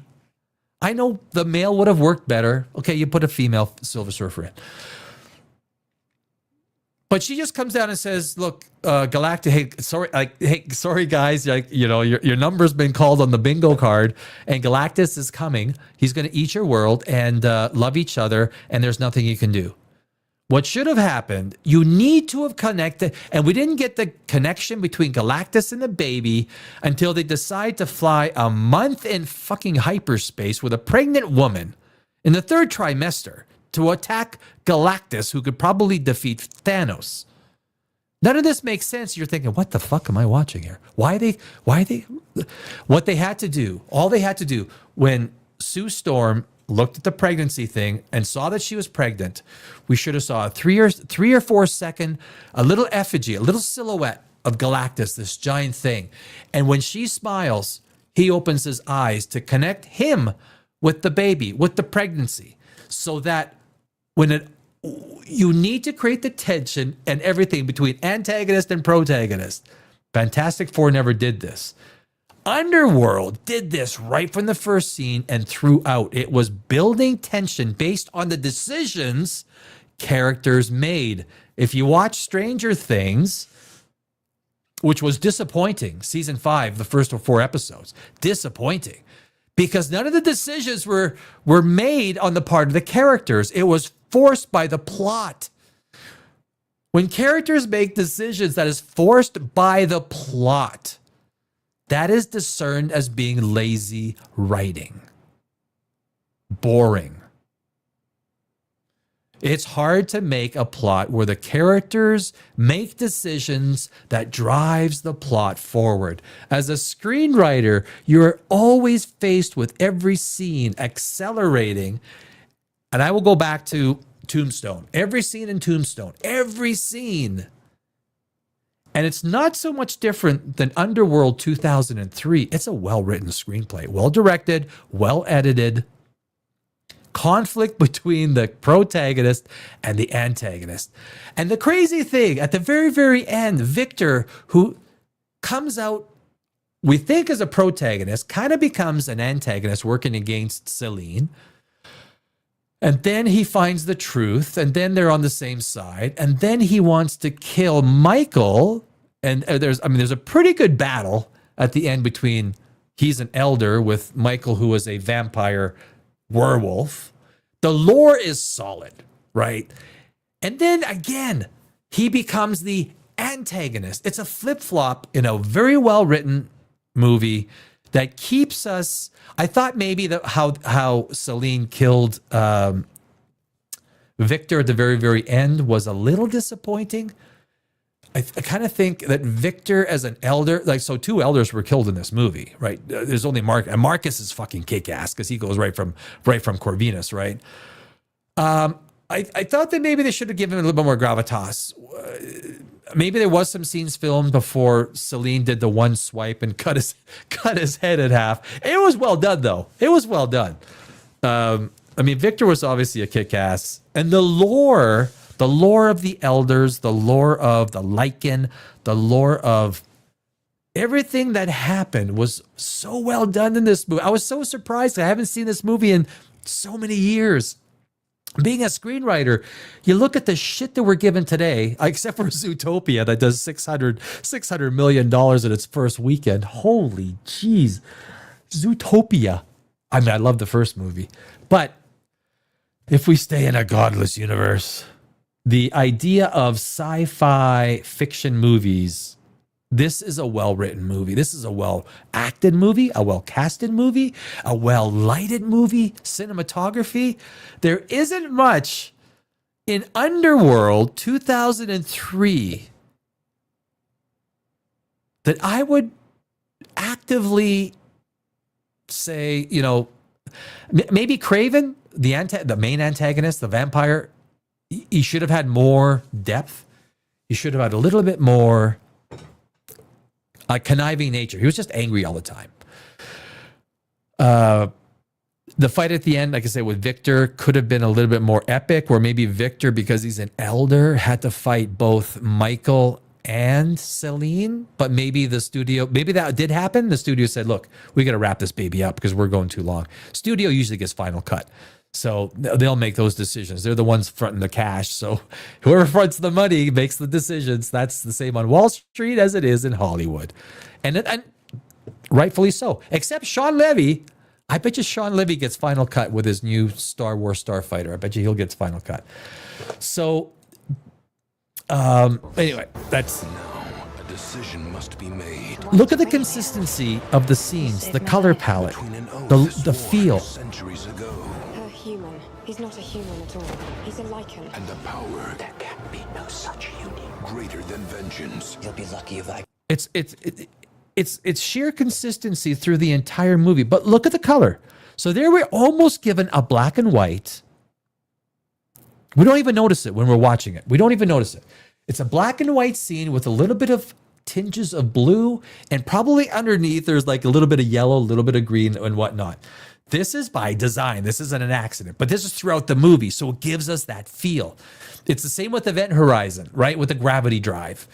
When they're in that gravity drive room, it's metallic, it's grays, it's spiky, it's medieval. It's the feeling that this thing is not your friend.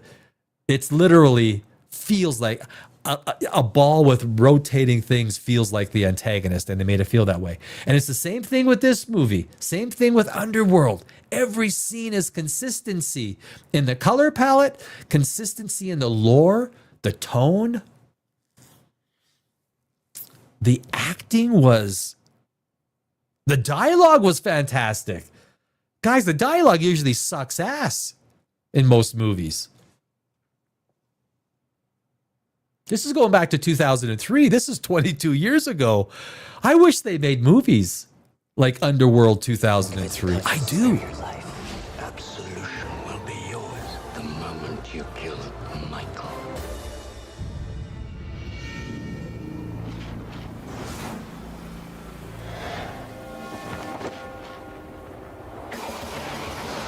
That is one of the most awesome visuals in this movie.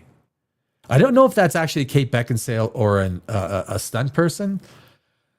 The fall. This one scene tells us so much. It tells us so much about the character, about her power. But it's not, when she projects power, it's not a power that's, I'm going to pick you up and throw you 50 feet. This is how power should be presented. When someone jumps off a 100-foot drop and they land and they walk away, we're like, okay, this person must kick a little ass. It's surmised power. That's the best kind of power because we want to see more of it. Why does Gandalf work so well? Because we want to see the payoff. We want to see lightning bolts coming from his hands. We're never given that. We're never given the payoff. So we're always thinking Gandalf's got to be fucking powerful because he never shows it. Well, you're probably right. But it's the desire for the payoff of the display of power when you're given only slices of it keeps you wanting more. And that's the power of great screenwriting, great directing, great movie making. Power that is surmised. We don't need to see it outright. That's the shit we don't buy. But this one scene of Celine falling 100 feet, this chick kicks ass. And that's what that tells us. She kicks ass.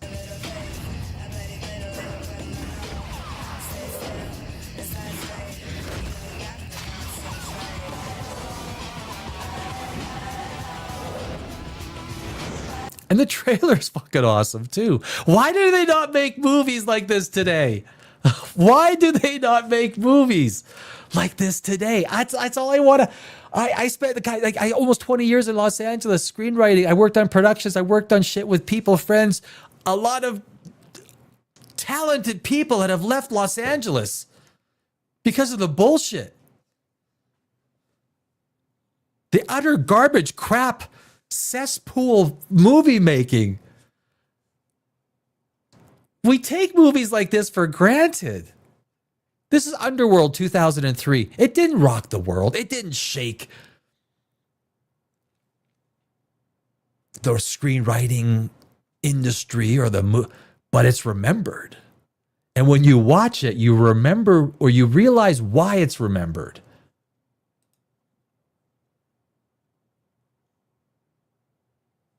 The badass long trailer that doesn't mind showing the cool shit. Yeah. Yeah, when he comes back as, Tolkien understood power. Tolkien understood power when he wrote it. He understood power cannot be in your face. Power needs to be assumed, surmised, or if we see a powerful character, it's like Superman. Superman is a flawed character. As a screenwriter, I tell people, Superman is all powerful. He's got his only weakness is kryptonite, and every single antagonist is some sort of something to deal with his genetics or biology or Krypton. It's a flawed character. If you're going to start the DC universe, you start with Batman. Batman is the most real thing in DC that you got. Superman is a flawed character. I would not want to write that script. He's a flawed character. He's a great character though. Don't confuse flawed with being a great character. He's a flawed character and trying to write him. Every Superman movie has lost money, every single one. And he's not a great world builder.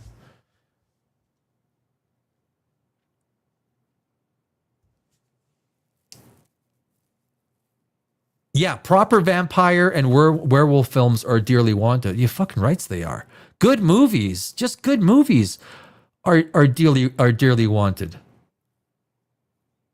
That's one thing Guardians of the Galaxy did better than all the other Marvel movies. Color palette. Yes, color palette hues. Also, tone and world building, the consistency. He knew James Gunn knew what he wanted to do with Guardians of the Galaxy. The very first Guardians of the Galaxy, he introduced Star-Lord. What's his name? Oh, jeez. Star-Lord, right? He's a little kid. He builds the sympathy up with the character. Then we see him as a grown man. He's stealing the Infinity Stone and that thing. He doesn't know he's got it. Then we see Gamora, who shows up as an antagonist. Then we see Rocket Raccoon with Groot. They're antagonists. They're all fighting each other, and they eventually become protagonists. But that is how you do character introduction. James Gunn knows how to do this shit. He just missed the mark. Like, holy dude, what the fuck were you thinking on Superman?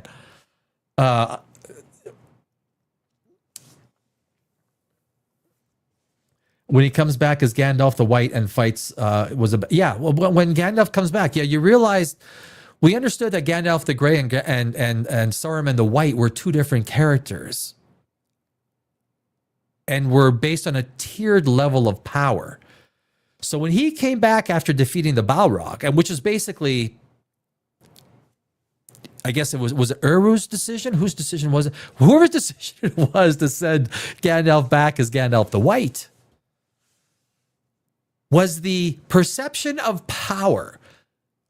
And it was the only time we got to see his power when Aragorn, Gimli, and Legolas were about to attack him, and he kind of does this, he burns this, and the sword goes flying. It's like, well, okay, you can't kill him. Even if you wanted to kill him, even if you wanted to attack him. This is just a hint of what he could do. I hated that scene. When he goes up in Minas Tirith and he meets the Nazgul, and he breaks his staff. And basically, Peter Jackson made Gandalf look like a sissy ass. If Nazgul wanted to, if he wanted to destroy and kill Gandalf, he could have done so easily. And the only reason that he didn't, it was because he was called off to. That was an extra scene that was in the extended version. I didn't like that scene. That should have been a much stronger standoff between the Witch King and Gandalf. I didn't like that scene. Peter Jackson understood the lore really well, though. Yeah. When I was a high school sophomore, then in 2003, I was the target audience, and all of the boys love this movie. Fuck yeah. You see Kate Beckinsale in that tight black leather, but that wasn't, the reason was she was a convincing character. She was a convincing character. She played it well, very well.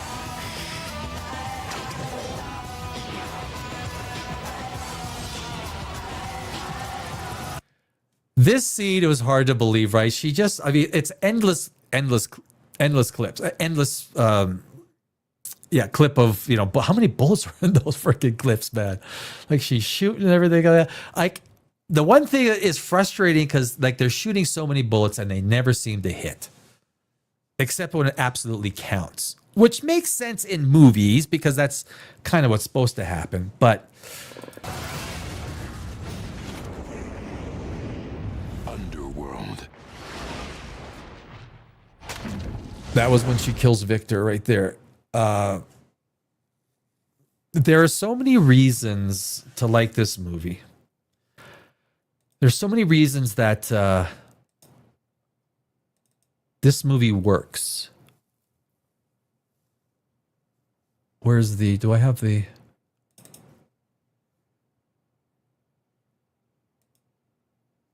Yeah, that's the... I got that one. Actually, I got it right back. Can we see it? Actually, I have to go full screen. Yeah, I got the... It's one of the... So anyway, that is... When I take a look at... I look at movies. Like I say, I spent almost 20 years in Los Angeles. I've won hundreds of film festival awards with my screenplays. And again, you can Google my name, Danny Alex, Film Freeway. You can go on Stage 32. You can go on, see the awards I've won all over the world. Some very large film festivals, from the Berlin Film Festival to I think Toronto. I don't even remember them all. New York Movie Awards, New York Script Awards, Los Angeles Script Awards. I won Best Screenplay. But I've also received criticism. Every time you put your shit out there, you get criticism. And that's okay because that's how you learn. So when you're criticized, you don't take the criticism as being bad. Let me listen to the criticism and see if they're making a point. I don't give my screenplays to friends and family ever. I give it to people who I know are other screenwriters that will read through and say, this didn't work, this worked, this didn't work. Like, Danny, you got to have this here. It's like, oh shit, I didn't realize that. Didn't even realize that. And as we all need that. If you're an artist in any way, or even in your daily life, family and friends are the worst people to get advice from, or, you know, their opinion from. They'll always tell you it's the best. Or not the best, but they'll say, oh, it's okay. You know, I really enjoyed it. It's like, okay, well, I remember when I was a musician, I realized when I was given, you know, letting friends and family listen to music, like, why was it always good? Then I made a song that was absolute shit. Let people listen to it. It's like, oh, wait a second. I literally made this like out of key. So, you guys still liked it? Okay, I get it. And it's nothing against friends or family. That's the nature of friends and family, right?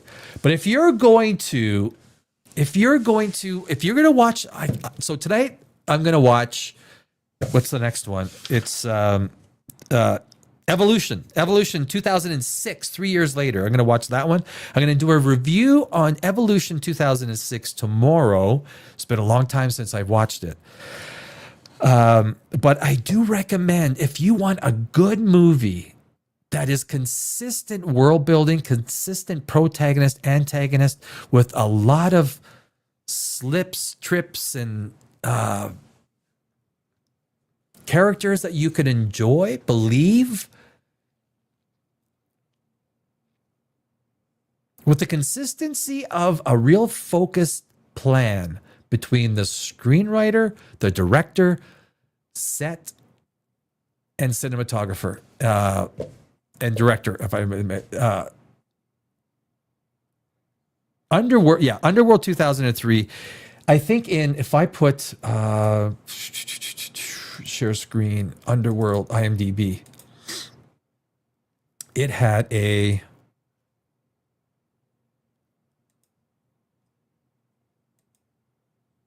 I gotta remove that. There we go. So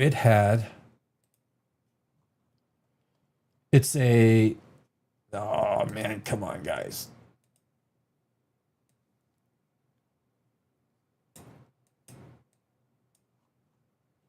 Seven out of 10, 298,000, and a 7 out of 10. I would give it, based on today's movies, maybe movies based on a 7 out of 10 is pretty good for movies back in that day. 7 out of 10 is pretty good. In today's world, if this movie came out, I would have to go for like a 7.5. I'd have to increase half a point. 8 is pretty strong, but because of the consistency, the total vision of this movie, the lore, everything that came together, and 8 would not be out of the realm of possibility for this movie.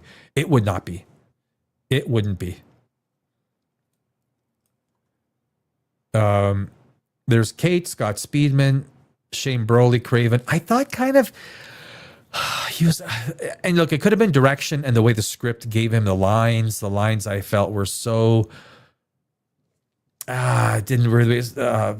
Robbie Gee, I mean, he was fucking awesome, right?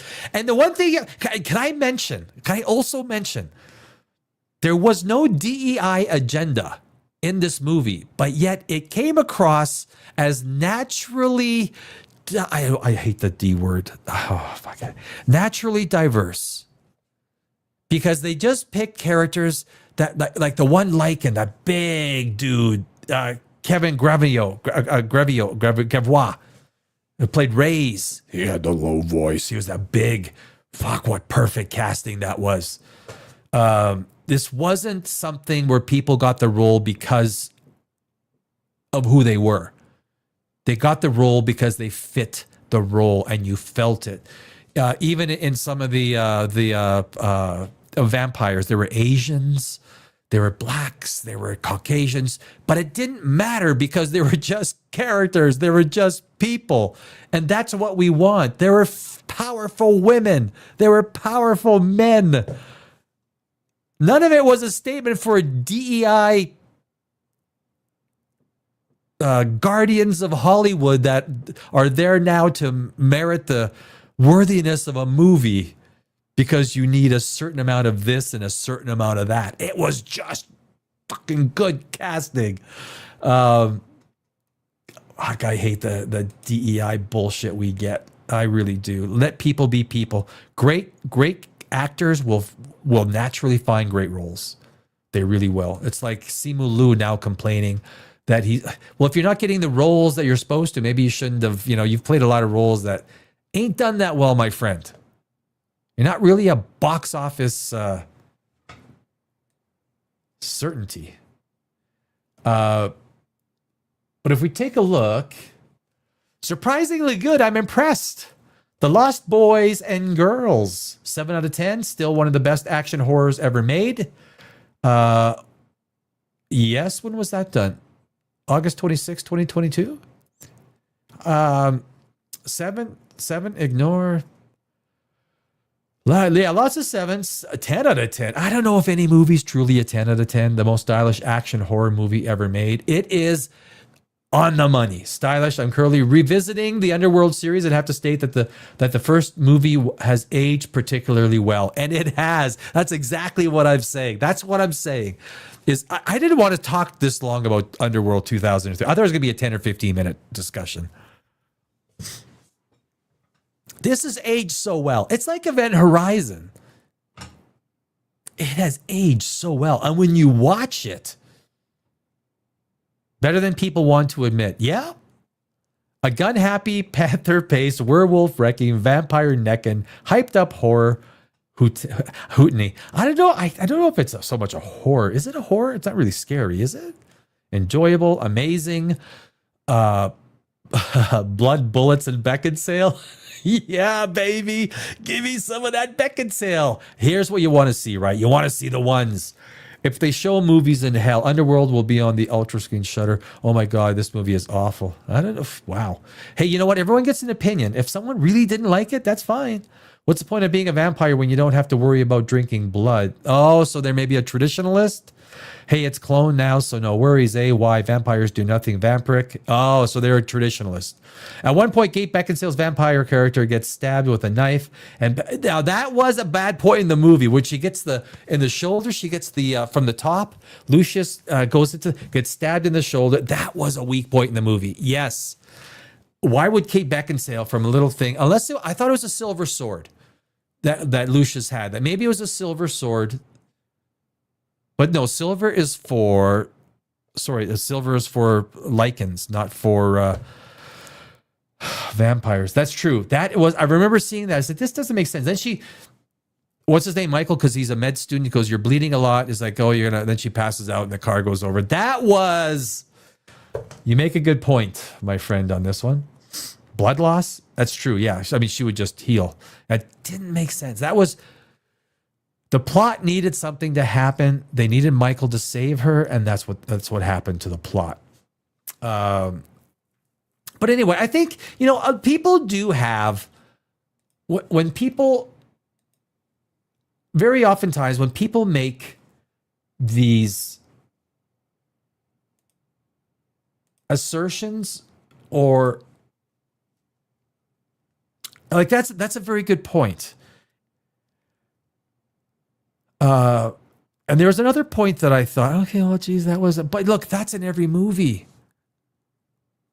I try and think of the screenplays that I write, and those are like, when you write them, you really want to stay away from, well, it doesn't even make sense why they would do that. It didn't make sense why Celine would pass out from that little shoulder wound. Iconic vampire lady, much better than you think it's going. But regardless, that does not. One little scene does not ruin a movie. If that was the case, then every movie is fucked. Every movie is fucked. every sci-fi fan, like basically all I do is sci-fi, fantasy, and horror, in keeping with sort of like a godless universe and my other channel, Pauper Ages. As a screenwriter, I can overlook things that don't make sense to a certain degree. If the characters, the protagonist and the antagonist, have a conflict and there's tension and there's an introduction of that tension and conflict through the inciting incident that gives all these characters. So the first 20 or 30 minutes, you have to set up all the characters and all the supporting characters with their reasons to exist within the film. At the inciting incident, every character gets their marching orders. It's a lot to set up in the first 20 or 30 minutes. Oftentimes, the inciting incident comes within 20 minutes. Basically, you have 20 pages of screenplay to write.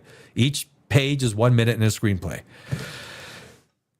There is no wasted dialogue. There is no wasted screen time.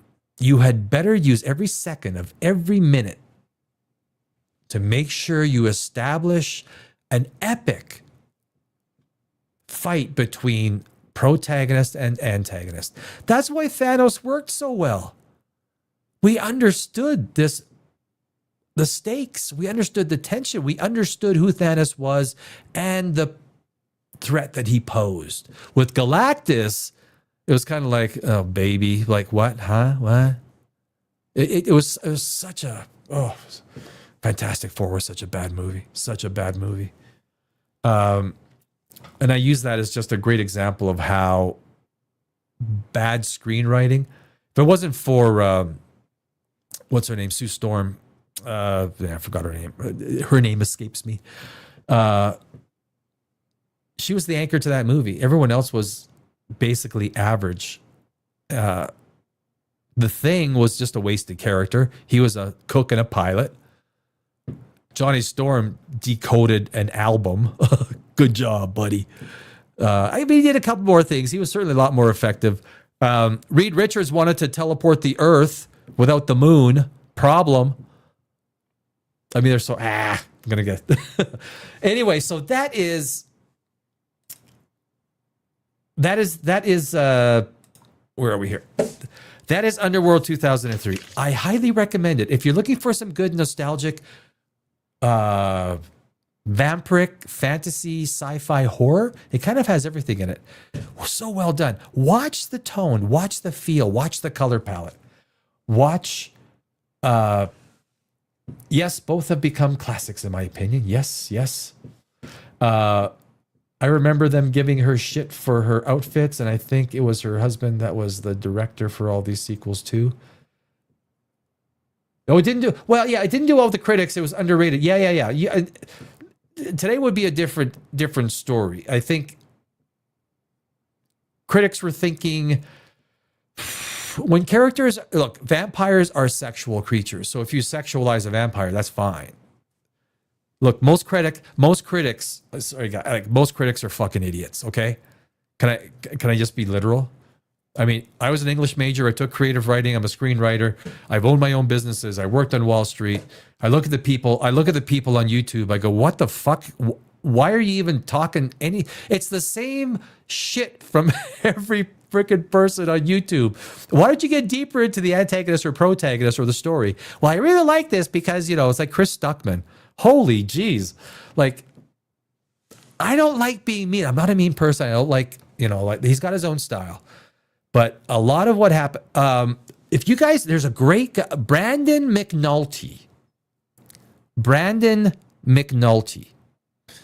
He is a guy who has a writing channel on YouTube. Who